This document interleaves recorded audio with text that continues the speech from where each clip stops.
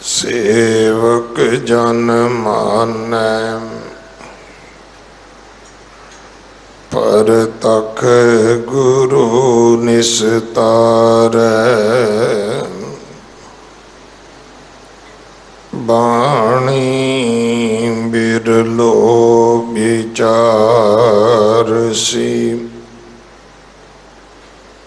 जे को गुरमुख होए।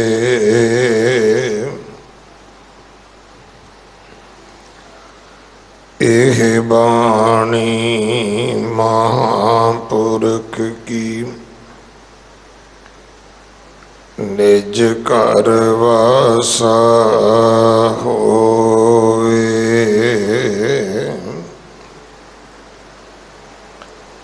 सारंग महला पंजवा।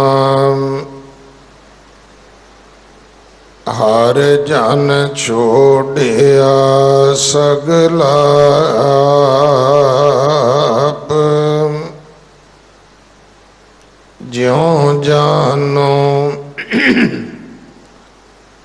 त्यों रखो गोसाई। पेख जीवा परताप रहाओ। गुर उपदेश साध की संगत।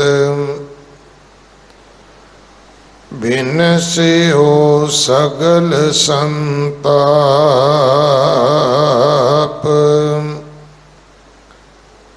मित्र शतर पेख समत विचार्यो। सगल संभाखन जाप। तपत बुझी शीतल आगाने। सोन अनहद विषम भय विषमाद।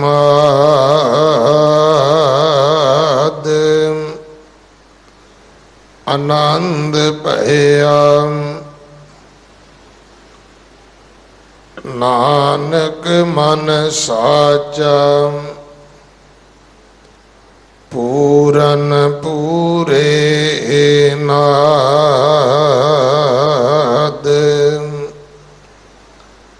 तपत बुझी शीतल आगाने। सोन अनहद विषम भय विषमाद। आनंद भया नानक मन साचा। पूरन पूरे नाद।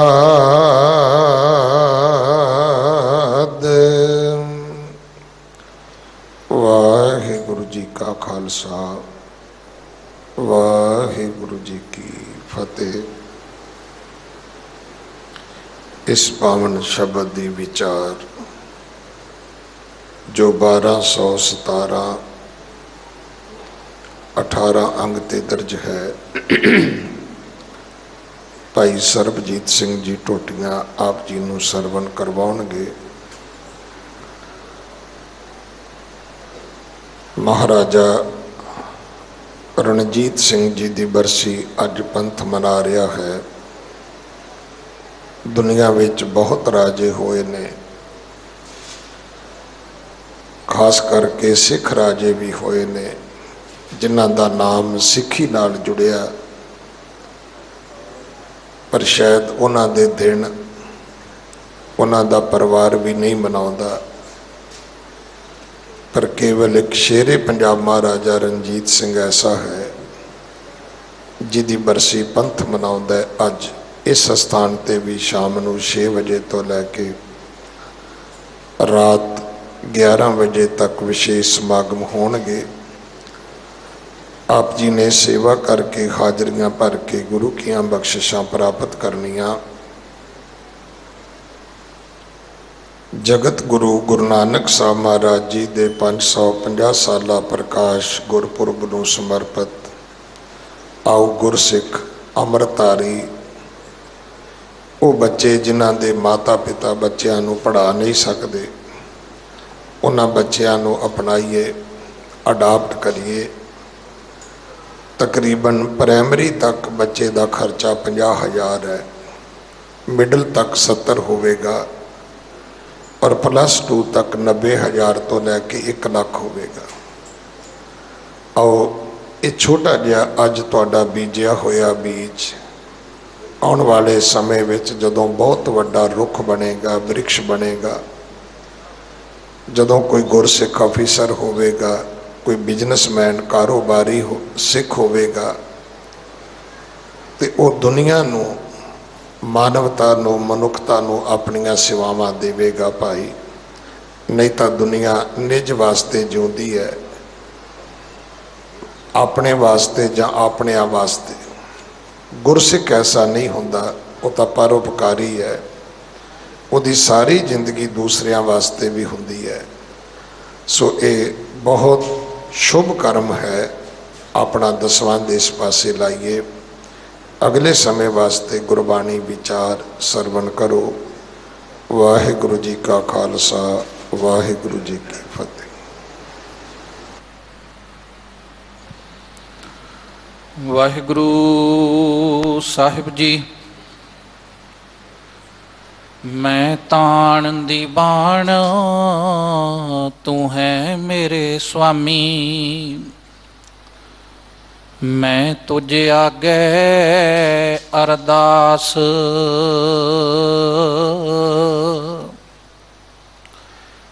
मैं होर थाओ नाही जिस पह करों बेनंती, मेरा दुख सुख तुझ ही पास, तेरे कवन कवन गुण कह कह गावा, तू साहिब गुणी निधाना,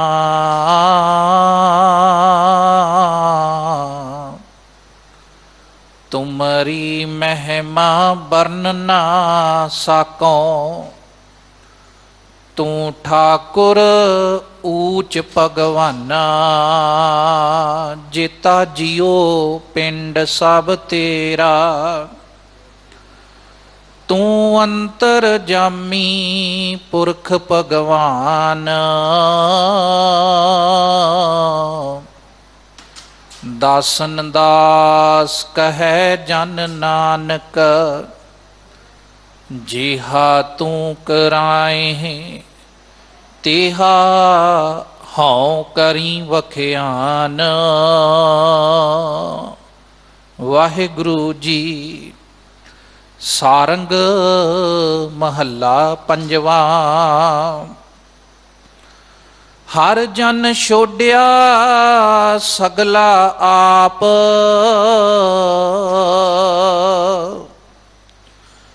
ज्यों जानो त्यों रखो गुसाई, पेख जीवा प्रताप। जुग जुग अटल चवर छतर तख्त दे मालक, हाजरा हजूर जाहरा जहूर सरब कलम भरपूर, सारे विश्व की इकलौती आस, सत संगियां दे मान सरोवर हाजिर नाजिर सतगुरु श्री गुरु ग्रंथ साहिब महाराज सच्चे पातशाह जी की पावन पवित्र हजूरी अंदर 8वें पातशाह बाला प्रीतम श्री गुरु हरकृष्ण साहब महाराज जी के इस महान पवित्र अस्थान गुरुद्वारा श्री बंगला साहब विखे अमृत वेले दे दीवाना की हाजरी भर रही गुरु की साजी निवाजी साध संगत अते चढ़दी कला टाइम टीवी के माध्यम राही देशां विदेशां विच बैठ के ਗੁਰੂ ਜਸ ਸਰਵਣ ਕਰ ਰਹੇ ਗੁਰੂ ਪਿਆਰਿਓ, ਵੱਡੇ ਭਾਗਾਂ ਵਾਲੇ ਹਾਂ ਜੋ ਸਾਹਿਬਾਂ ਦੀ ਪਾਵਨ ਹਜ਼ੂਰੀ ਵਿੱਚ ਬੈਠ ਕੇ ਗੁਰੂ ਦਾ ਜਸ ਬੜੇ ਪਿਆਰ ਸਤਿਕਾਰ ਸਹਿਤ ਸਰਵਣ ਕਰ ਰਹੇ ਸੀ। ਆਪ ਜੀ ਨੇ ਕੀਰਤਨ ਆਸਾ ਦੀ ਵਾਰ ਸਰਵਣ ਕੀਤੀ ਹੈ। ਉਪਰੰਤ ਸਿੰਘ ਸਾਹਿਬ ਗਿਆਨੀ ਰਣਜੀਤ ਸਿੰਘ ਜੀ ਨੇ ਆਪ ਜੀ ਨੂੰ ਹੁਕਮ ਦੇ ਰੂਪ ਵਿੱਚ ਬੜੇ ਪਿਆਰ ਸਤਿਕਾਰ ਸਹਿਤ ਸਤਿਗੁਰਾਂ ਦਾ ਪਾਵਨ ਸ਼ਬਦ ਸਰਵਣ ਕਰਵਾਇਆ ਹੈ।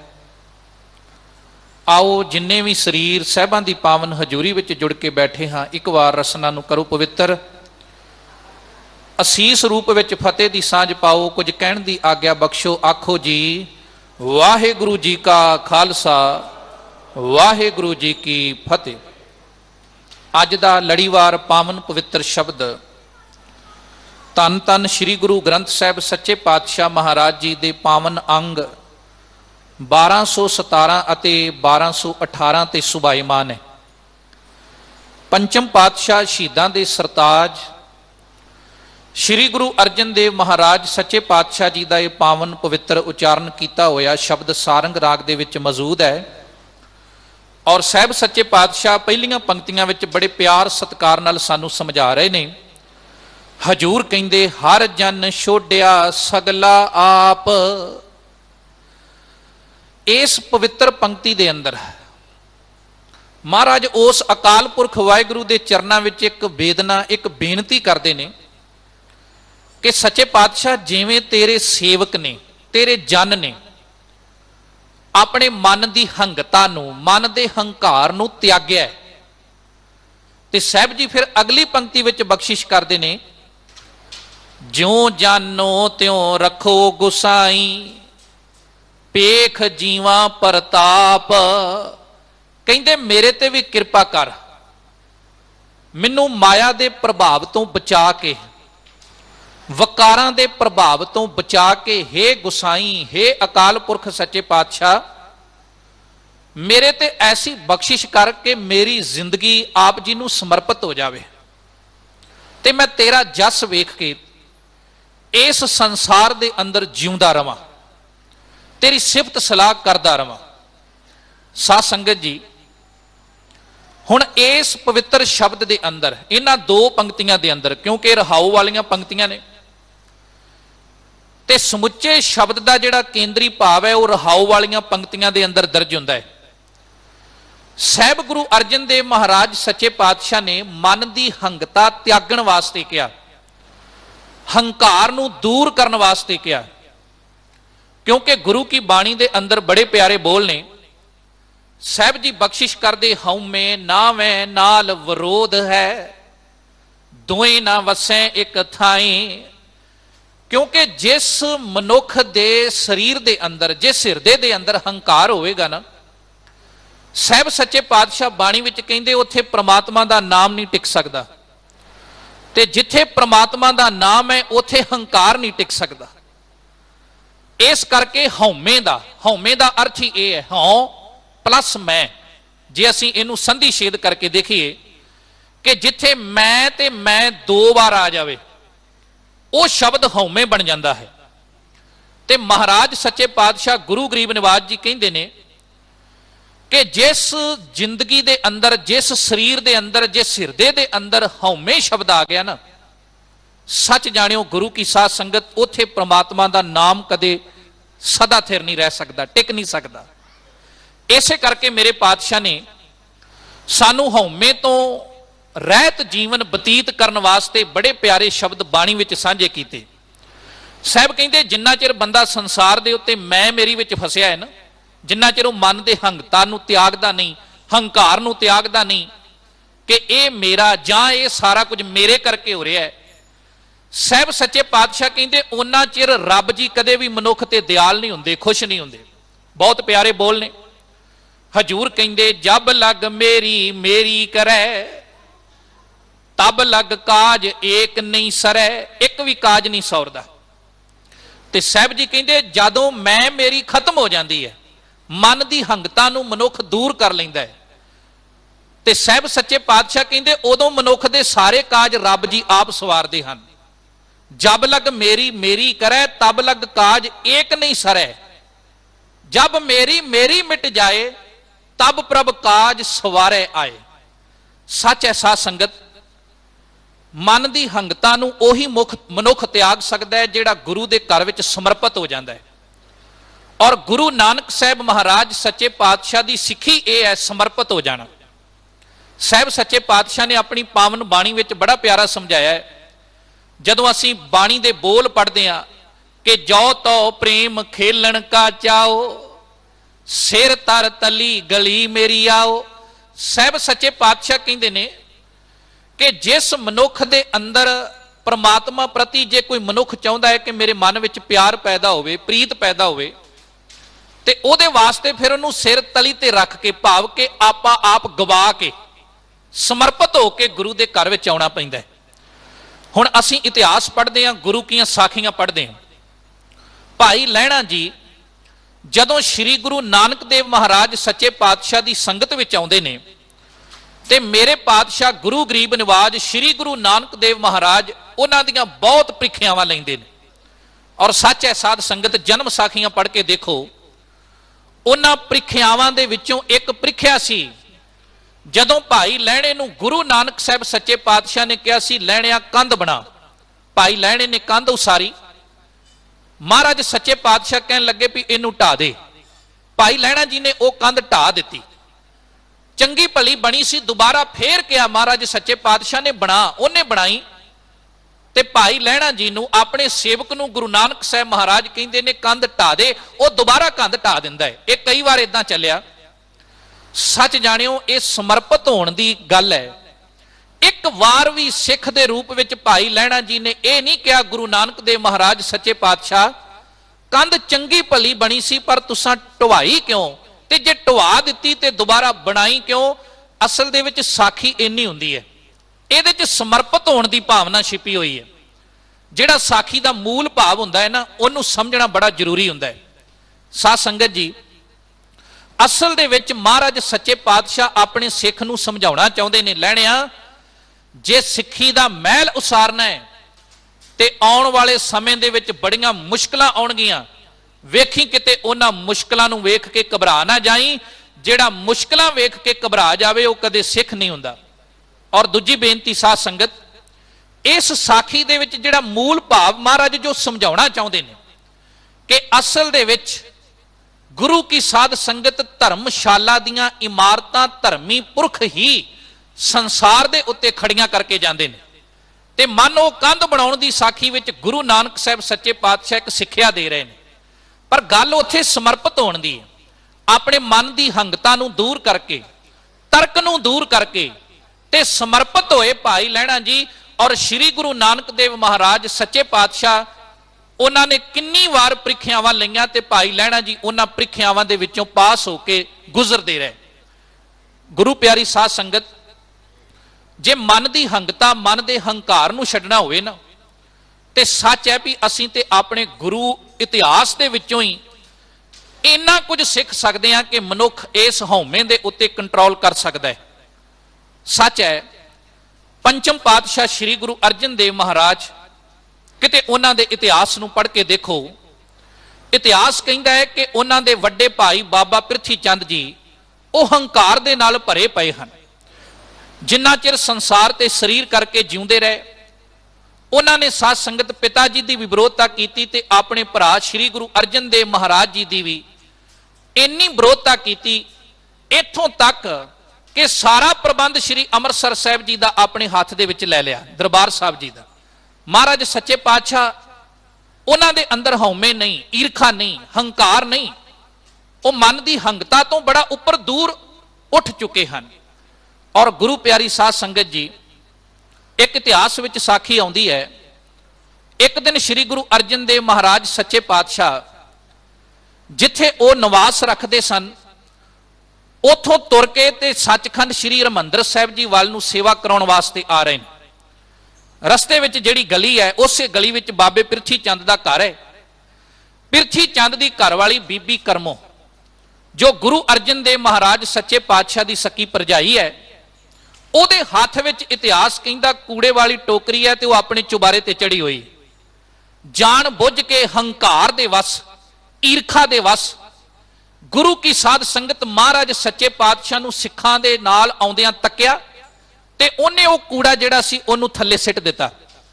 ਹੁਣ ਉਸ ਕੂੜੇ ਚੋਂ ਕੁਝ ਮਿੱਟੀ ਦੇ ਧੂੜ ਦੇ ਅੰਸ਼ ਉੱਡੇ, ਉਹ ਸਿੱਖਾਂ ਦੇ ਵਸਤਰਾਂ ਨੂੰ ਵੀ ਲੱਗੇ ਹੋਣਗੇ, ਪਾਤਸ਼ਾਹ ਦੇ ਵਸਤਰਾਂ ਨੂੰ ਵੀ ਛੋਏ ਹੋਣਗੇ। ਕੁਝ ਸਿੱਖ ਤੈਸ਼ ਵਿੱਚ ਆਏ, ਮਹਾਰਾਜ ਸੱਚੇ ਪਾਤਸ਼ਾਹ ਪਿਰਥੀ ਚੰਦ ਦੇ ਨਾਲ ਗੱਲ ਕਰਨੀ ਚਾਹੀਦੀ ਹੈ, ਇਹ ਜਾਣ ਬੁੱਝ ਕੇ ਕੂੜਾ ਸਿੱਟਿਆ ਗਿਆ ਹੈ। ਹੁਣ ਵੇਖਿਓ ਗੁਰੂ ਗਰੀਬ ਨਿਵਾਜ ਪੰਚਮ ਪਾਤਸ਼ਾਹ ਨੇ ਉੱਥੇ ਕਿੱਡੀ ਪਿਆਰੀ ਸਿੱਖਿਆ ਦਿੱਤੀ। ਸਾਹਿਬ ਸੱਚੇ ਪਾਤਸ਼ਾਹ ਕਹਿਣ ਲੱਗੇ, ਸਿੱਖੋ ਕਦੇ ਕਾਹਲੀ ਨਹੀਂ ਕਰੀਦੀ, ਸੰਜਮ ਤੋਂ ਸੰਤੋਖ ਤੋਂ ਕੰਮ ਲਈਦਾ ਹੈ, ਕਿਉਂਕਿ ਜਿਸ ਮਨੁੱਖ ਦੇ ਕੋਲ ਸਮਾਜ ਵਿੱਚ ਸੁੱਟਣ ਵਾਸਤੇ ਕੂੜਾ ਹੋਵੇ ਉਹ ਕੂੜਾ ਹੀ ਸਿੱਟ ਸਕਦਾ ਹੈ, ਉਹ ਮਨੁੱਖ ਕਦੇ ਵੀ ਸੰਸਾਰ ਦੇ ਅੰਦਰ ਅੰਮ੍ਰਿਤ ਨਹੀਂ ਬਖੇਰ ਸਕਦਾ। ਔਰ ਸੱਚ ਹੈ ਸਾਧ ਸੰਗਤ ਕਿ ਕੂੜਾ ਵੀ ਬੰਦਾ ਦੋ ਤਰੀਕਿਆਂ ਦੇ ਨਾਲ ਸੁੱਟਦਾ ਹੈ। ਇੱਕ ਜ਼ੁਬਾਨ ਰਾਹੀਂ ਜਦੋਂ ਮਨੁੱਖ ਕੂੜ ਬੋਲਦਾ ਹੈ, ਤੇ ਇੱਕ ਉਦੋਂ ਜਦੋਂ ਮਨੁੱਖ ਸੰਸਾਰ ਦੇ ਉੱਤੇ ਦੁਨਿਆਵੀ ਤੌਰ ਦੇ ਉੱਤੇ ਗੰਦਗੀ ਫੈਲਾਉਂਦਾ ਹੈ। ਇਸ ਕਰਕੇ ਮਹਾਰਾਜ ਸੱਚੇ ਪਾਤਸ਼ਾਹ ਨੇ ਬੜੀਆਂ ਪਿਆਰੀਆਂ ਪਿਆਰੀਆਂ ਸਾਖੀਆਂ ਉਹਨਾਂ ਦੇ ਜੀਵਨ ਦੇ ਵਿੱਚੋਂ ਮਿਲਦੀਆਂ, ਸਾਡੇ ਗੁਰੂ ਸਾਹਿਬਾਨਾਂ ਦੇ ਜੀਵਨ ਦੇ ਵਿੱਚੋਂ, ਕਿ ਜਿੱਥੇ ਉਹਨਾਂ ਨੇ ਮਨ ਦੀ ਹੰਗਤਾ ਨੂੰ ਪਾਸੇ ਰੱਖ ਕੇ, ਹੰਕਾਰ ਨੂੰ, ਈਰਖਾ ਨੂੰ, ਵਕਾਰਾਂ ਨੂੰ ਪਾਸੇ ਰੱਖ ਕੇ ਇੱਕ ਸਾਫ਼ ਸੁਥਰਾ ਤੇ ਸਾਦਾ ਜੀਵਨ ਬਤੀਤ ਕਰਨ ਵਾਸਤੇ ਗੁਰੂ ਕੀ ਸਾਧ ਸੰਗਤ ਸਾਨੂੰ ਪ੍ਰੇਰਿਤ ਕੀਤਾ ਹੈ। ਸਿੰਘ ਸਾਹਿਬ ਜੀ ਕਹਿ ਰਹੇ ਸਨ ਕਿ ਅੱਜ ਦਾ ਦਿਨ ਇਤਿਹਾਸ ਦੇ ਅੰਦਰ ਬਹੁਤ ਮਹੱਤਵਪੂਰਨ ਦਿਨ ਹੈ ਕਿ ਉਹ ਪੰਜਾਬ ਦਾ ਮਹਾਰਾਜਾ, ਸ਼ੇਰੇ ਪੰਜਾਬ ਮਹਾਰਾਜਾ ਰਣਜੀਤ ਸਿੰਘ, ਜਿਨ੍ਹਾਂ ਦੀ ਅੱਜ ਬਰਸੀ ਹੈ। 1780 ਨੂੰ ਸਾਧ ਸੰਗਤ ਜੀ ਸ਼ੇਰੇ ਪੰਜਾਬ ਮਹਾਰਾਜਾ ਰਣਜੀਤ ਸਿੰਘ ਦਾ ਜਨਮ ਹੁੰਦਾ ਹੈ ਔਰ 1839 ਨੂੰ ਉਹ ਸੰਸਾਰ ਤੋਂ ਕੂਚ ਕਰਦੇ ਹਨ, ਚੜ੍ਹਾਈ ਕਰ ਜਾਂਦੇ ਨੇ। ਤੇ ਜੇਕਰ ਕੁੱਲ ਉਮਰ ਵੇਖੀਏ ਤੇ ਉਹ 59 ਸਾਲ ਦੀ ਉਮਰ ਬਣਦੀ ਹੈ, ਇੱਕ ਘੱਟ 60 ਸਾਲ। ਔਰ 12 ਸਾਲ ਦੀ ਛੋਟੀ ਉਮਰ ਦੇ ਵਿੱਚ ਉਹਨਾਂ ਦੇ ਪਿਤਾ ਜੀ ਚੜ੍ਹਾਈ ਕਰ ਜਾਂਦੇ ਨੇ। ਔਰ ਸਾਧ ਸੰਗਤ ਜੀ, ਵੈਸੇ ਸ਼ਾਹ ਮੁਹੰਮਦ ਨੇ ਜਿਹੜੀ ਗੱਲ ਲਿਖੀ ਹੈ, ਉਹਨੇ ਲਿਖਿਆ ਹੈ, ਮਹਾਬਲੀ ਰਣਜੀਤ ਸਿੰਘ ਹੋਇਆ ਪੈਦਾ, ਨਾਲ ਜੋਰ ਦੇ ਮੁਲਕ ਨਿਵਾਏ ਗਿਆ, ਸ਼ਾਹ ਮੁਹੰਮਦਾ ਜਾਣ 50 ਬਰਸਾਂ, ਅੱਛਾ ਰੱਜ ਕੇ ਰਾਜ ਕਮਾਏ ਗਿਆ। 50 ਸਾਲਾਂ ਦੀ ਉਹਨੇ ਗੱਲ ਕੀਤੀ ਹੈ, ਕਿਉਂਕਿ 12 ਸਾਲ ਦੀ ਉਮਰ ਤੋਂ ਬਾਅਦ ਵਿੱਚੇ ਮਿਸਲ ਦੀ ਜ਼ਿੰਮੇਵਾਰੀ ਸੰਭਾਲਣੀ ਤੇ ਉਹਦੇ ਤੋਂ ਬਾਅਦ ਫਿਰ ਖਾਲਸਾ ਰਾਜ ਸਥਾਪਿਤ ਕਰ ਦੇਣਾ।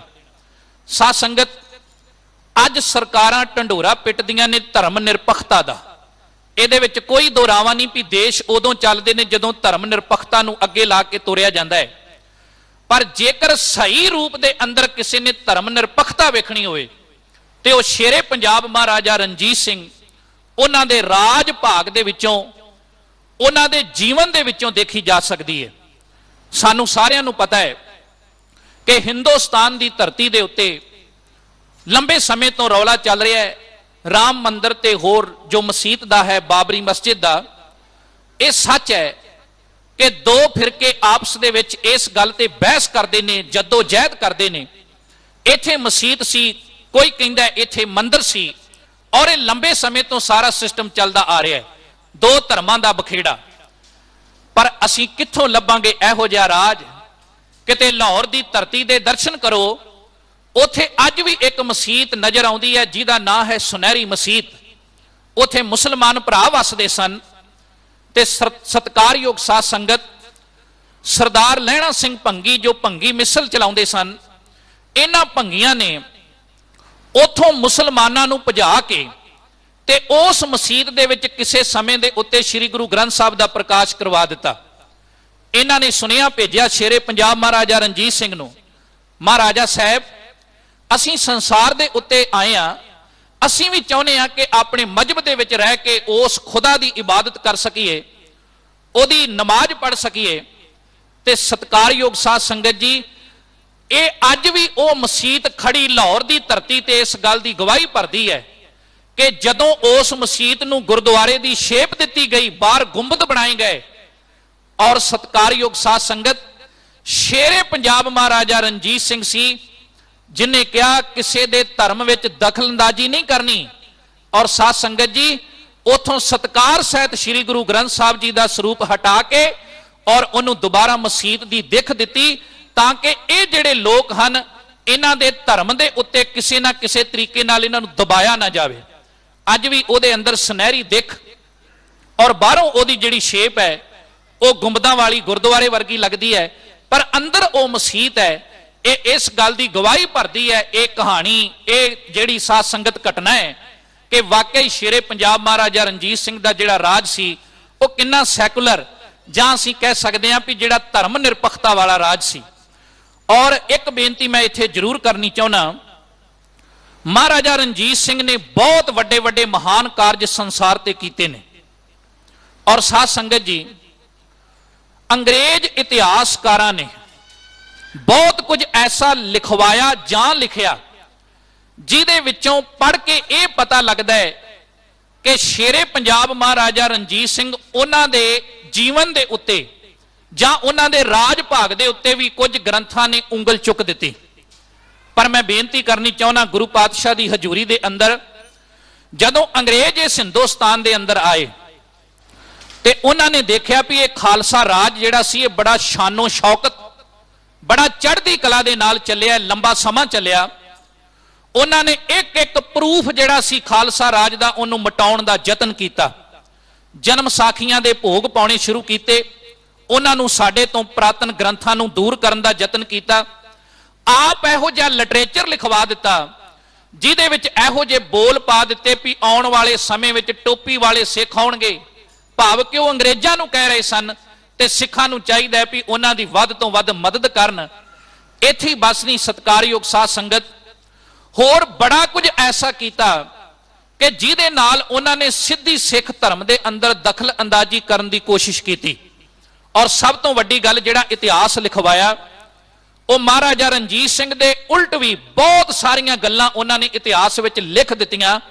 ਤੇ ਜਿਹੜੇ ਅੱਗੋਂ ਕਈ ਸਿੱਖ ਇਤਿਹਾਸਕਾਰ ਹੋਏ ਉਹਨਾਂ ਨੇ ਵੀ ਉਹਨਾਂ ਅੰਗਰੇਜ਼ਾਂ ਦੇ ਲਿਖੇ ਇਤਿਹਾਸ ਨੂੰ ਆਧਾਰ ਮੰਨ ਕੇ ਜਿਹੜੀਆਂ ਨੈਗੇਟਿਵ ਗੱਲਾਂ ਸੀ ਮਹਾਰਾਜਾ ਰਣਜੀਤ ਸਿੰਘ ਦੇ ਵਿਰੁੱਧ, ਉਹਨਾਂ ਦਾ ਕਈ ਵਾਰ ਆਪਾਂ ਦੇਖਿਆ ਵੀ ਆਪਣੀਆਂ ਕਿਤਾਬਾਂ ਦੇ ਅੰਦਰ ਬੜਾ ਜ਼ਿਕਰ ਕੀਤਾ। ਪਰ ਗੁਰੂ ਕੀ ਬਾਣੀ ਕਹਿੰਦੀ ਹੈ, ਗੁਣਾ ਕਾ ਹੋਵੇ ਵਾਸਲਾ ਕੱਢ ਵਾਸ ਲਈ ਜੈ, ਜੇ ਗੁਣ ਹੋਵਣ ਸਾਜਨਾ ਮਿਲ ਸਾਜ ਕਰੀਜੈ, ਸਾਜ ਕਰੀਜੈ ਗੁਣਹ ਕੇਰੀ ਛੋੜ ਅਵਗਣ ਚੱਲੀਐ, ਪਹਿਰੇ ਪਟੰਬਰ ਕਰ ਅਡੰਬਰ ਆਪਣਾ ਪਿੜ ਮਲੀਏ। ਔਰ ਸਾਧ ਸੰਗਤ, ਗੁਣਾ ਨਾਲ ਸਾਂਝ ਕਰਨੀ ਚਾਹੀਦੀ ਹੈ। ਔਰ ਮਹਾਰਾਜੇ ਦੀ ਜ਼ਿੰਦਗੀ ਵਿੱਚ ਇੰਨੇ ਗੁਣ ਸਨ ਕਿ ਸੋਹਣ ਲਾਲ ਸੂਰੀ, ਉਹਨੇ ਸਾਧ ਸੰਗਤ ਜੀ ਜਿਹੜਾ ਫਾਰਸੀ ਦਾ ਰੋਜ਼ ਨਾਮਚਾ ਸੀ ਮਹਾਰਾਜਾ ਰਣਜੀਤ ਸਿੰਘ ਦਾ, ਉਹਦਾ ਉਲੱਥਾ ਵੀ ਹੋਇਆ ਹੈ, ਗੁਰੂ ਨਾਨਕ ਦੇਵ ਯੂਨੀਵਰਸਿਟੀ ਨੇ ਕੀਤਾ ਹੈ। ਤੇ ਉਸ ਕਿਤਾਬ ਦਾ ਨਾਮ ਹੈ ਉਮਦਾ ਓ ਤਵਾਰੀਖ। ਉਹਦੇ ਵਿੱਚ ਮਹਾਰਾਜੇ ਦੀ ਜਿਹੜੀ ਸ਼ਰਧਾ ਸੀ ਸ੍ਰੀ ਗੁਰੂ ਗ੍ਰੰਥ ਸਾਹਿਬ ਦੇ ਉੱਤੇ, ਉਹਦਾ ਜ਼ਿਕਰ ਕਰਦਿਆਂ ਲਿਖਦੇ ਨੇ ਕਿ ਜਦੋਂ ਕਿਤੇ ਮਹਾਰਾਜਾ ਘਿਰ ਜਾਂਦਾ ਸੀ, ਜਦੋਂ ਕਿਤੇ ਮੁਸੀਬਤ ਵਿੱਚ ਫਸ ਜਾਂਦਾ ਸੀ, ਜਦੋਂ ਕੋਈ ਕਿਲਾ ਫਤਿਹ ਨਹੀਂ ਸੀ ਹੁੰਦਾ, ਤੇ ਸੱਚ ਹੈ ਸਾਧ ਸੰਗਤ, ਉਹ ਸਿੱਧਾ ਸ੍ਰੀ ਅੰਮ੍ਰਿਤਸਰ ਸਾਹਿਬ, ਸੱਚਖੰਡ ਸ੍ਰੀ ਹਰਿਮੰਦਰ ਸਾਹਿਬ, ਉਸ ਮਹਾਨ ਪਵਿੱਤਰ ਸਥਾਨ ਤੇ ਆਉਂਦਾ, ਅੰਮ੍ਰਿਤ ਸਰੋਵਰ ਵਿੱਚ ਇਸ਼ਨਾਨ ਕਰਦਾ, ਕੜਾਹ ਪ੍ਰਸ਼ਾਦ ਦੀ ਦੇਗ ਕਰਾਉਂਦੇ ਮਹਾਰਾਜਾ ਰਣਜੀਤ ਸਿੰਘ, ਤੇ ਸ੍ਰੀ ਗੁਰੂ ਰਾਮਦਾਸ ਮਹਾਰਾਜ ਸੱਚੇ ਪਾਤਸ਼ਾਹ ਦੇ ਚਰਨਾਂ ਤੇ ਅਰਦਾਸ ਕਰਦੇ। ਔਰ ਸਾਧ ਸੰਗਤ ਜੀ, ਵੱਡੇ ਤੋਂ ਵੱਡੇ ਕਿਲੇ ਉਹਨਾਂ ਨੇ ਫਤਿਹ ਕੀਤੇ। ਉਹ ਚਾਹੇ ਮੁਲਤਾਨ ਦੀ ਗੱਲ ਹੈ, ਚਾਹੇ ਪਿਸ਼ੌਰ ਦੀ ਗੱਲ ਹੈ, ਜੰਮੂ ਕਾਂਗੜਾ ਜਾਂ ਚੰਬੇ ਦੀ ਗੱਲ ਹੈ, ਇੱਥੋਂ ਤੱਕ ਚੀਨ ਦਾ ਕੁਝ ਹਿੱਸਾ ਜਿਹੜਾ ਸੀ ਉਹ ਸ਼ੇਰੇ ਪੰਜਾਬ ਮਹਾਰਾਜਾ ਰਣਜੀਤ ਸਿੰਘ ਉਹਨਾਂ ਦੇ ਰਾਜ ਭਾਗ ਵਿੱਚ ਖਾਲਸੇ ਦੀ ਵਿਰਾਸਤ ਰਿਹਾ। ਏਡਾ ਵੱਡਾ ਰਾਜ, ਮੈਂ ਤੇ ਕਈ ਵਾਰ ਸੋਚਦਾ ਸਾਧ ਸੰਗਤ, ਅਮਰੀਕਾ ਵਰਲਡ ਦੀ 1 ਨੰਬਰ ਪਾਵਰ ਹੈ। ਅਮਰੀਕਾ ਨੇ ਆਪਣੀ ਜ਼ਿੰਦਗੀ ਦੇ ਅੰਦਰ, ਹਯਾਤੀ ਦੇ ਅੰਦਰ ਕਈ ਦੇਸ਼ਾਂ ਤੇ ਹਮਲਾ ਕੀਤਾ ਤੇ ਕਈਆਂ ਨੂੰ ਸਰ ਕੀਤਾ, ਪਰ ਇਹ ਸਚਾਈ ਹੈ, ਇੱਕ ਦੇਸ਼ ਐਸਾ ਹੈ ਜਿਹਨੂੰ ਜਿੱਤਣਾ ਤੇ ਦੂਰ, ਅਮਰੀਕਾ ਵਰਲਡ ਦੀ 1 ਨੰਬਰ ਪਾਵਰ ਹੈ, ਅੱਜ ਤੱਕ ਉਧਰ ਨੂੰ ਮੂੰਹ ਨਹੀਂ ਕਰ ਸਕਿਆ। ਉਹ ਦੇਸ਼ ਹੈ ਅਫਗਾਨਿਸਤਾਨ। ਕਿਉਂ? ਕਿਉਂਕਿ ਉਹਦੇ ਵਿੱਚ ਇੱਕ ਕੌਮ ਰਹਿੰਦੀ ਹੈ ਜਿਨ੍ਹਾਂ ਨੂੰ ਤਾਲਿਬਾਨੀ ਕਿਹਾ ਜਾਂਦਾ ਹੈ। ਬੜੇ ਕੱਟੜ ਕਿਸਮ ਦੇ ਲੋਕ ਨੇ, ਬੰਦਾ ਮਾਰਨ ਲੱਗਿਆਂ 1 ਮਿੰਟ ਲਾਉਂਦੇ ਨੇ। ਬਹੁਤ ਸਾਰੀਆਂ ਖਤਰਨਾਕ ਉਹਨਾਂ ਦੀਆਂ ਵੀਡੀਓ ਸੋਸ਼ਲ ਮੀਡੀਆ ਤੇ ਅਪਲੋਡ ਵੀ ਹੋਈਆਂ ਨੇ। ਔਰ ਸਾਧ ਸੰਗਤ, ਇਤਿਹਾਸ ਦੇ ਅੰਦਰ ਜੇ ਕਿਤੇ ਇਹੋ ਜਿਹੇ ਖਤਰਨਾਕ ਲੋਕਾਂ ਨੂੰ, ਇਹੋ ਜਿਹੇ ਮਾਰਸ਼ਲ ਲੋਕਾਂ ਨੂੰ, ਅਫਗਾਨੀਆਂ ਤੇ ਤਾਲਿਬਾਨੀਆਂ ਨੂੰ ਕਿਸੇ ਨੇ ਜਿੱਤਿਆ ਹੈ, ਉਹ ਕੇਵਲ ਤੇ ਕੇਵਲ ਸ਼ੇਰੇ ਪੰਜਾਬ ਮਹਾਰਾਜਾ ਰਣਜੀਤ ਸਿੰਘ ਦਾ ਖਾਲਸਾ ਰਾਜ ਸੀ, ਜਿੱਥੇ ਸਰਦਾਰ ਹਰੀ ਸਿੰਘ ਨਲੂਏ ਨੇ ਅਫਗਾਨਿਸਤਾਨ ਦੀਆਂ ਜੂਹਾਂ 'ਚ ਜਾ ਕੇ ਕੇਸਰੀ ਰੰਗ ਦਾ ਝੰਡਾ ਚਲਾਇਆ ਸੀ। ਉਹ ਏਡਾ ਵੱਡਾ ਰਾਜ ਭਾਗ ਔਰ ਸਾਧ ਸੰਗਤ, ਜਦੋਂ ਮੈਂ ਗੱਲ ਸ਼ੁਰੂ ਕੀਤੀ ਮੈਂ ਤੁਹਾਡੇ ਨਾਲ ਇੱਕ ਬਚਨ ਸਾਂਝਾ ਕੀਤਾ ਸੀ ਕਿ ਮੰਦਰ ਤੇ ਮਸਜਿਦ ਦੀ ਗੱਲ ਹੋਵੇ ਤੇ ਜਾਂ ਫਿਰ ਪ੍ਰਾਤਨ ਮੰਦਰਾਂ ਨੂੰ ਦੁਬਾਰਾ ਬਣਾਉਣ ਦੀ ਗੱਲ ਹੋਵੇ।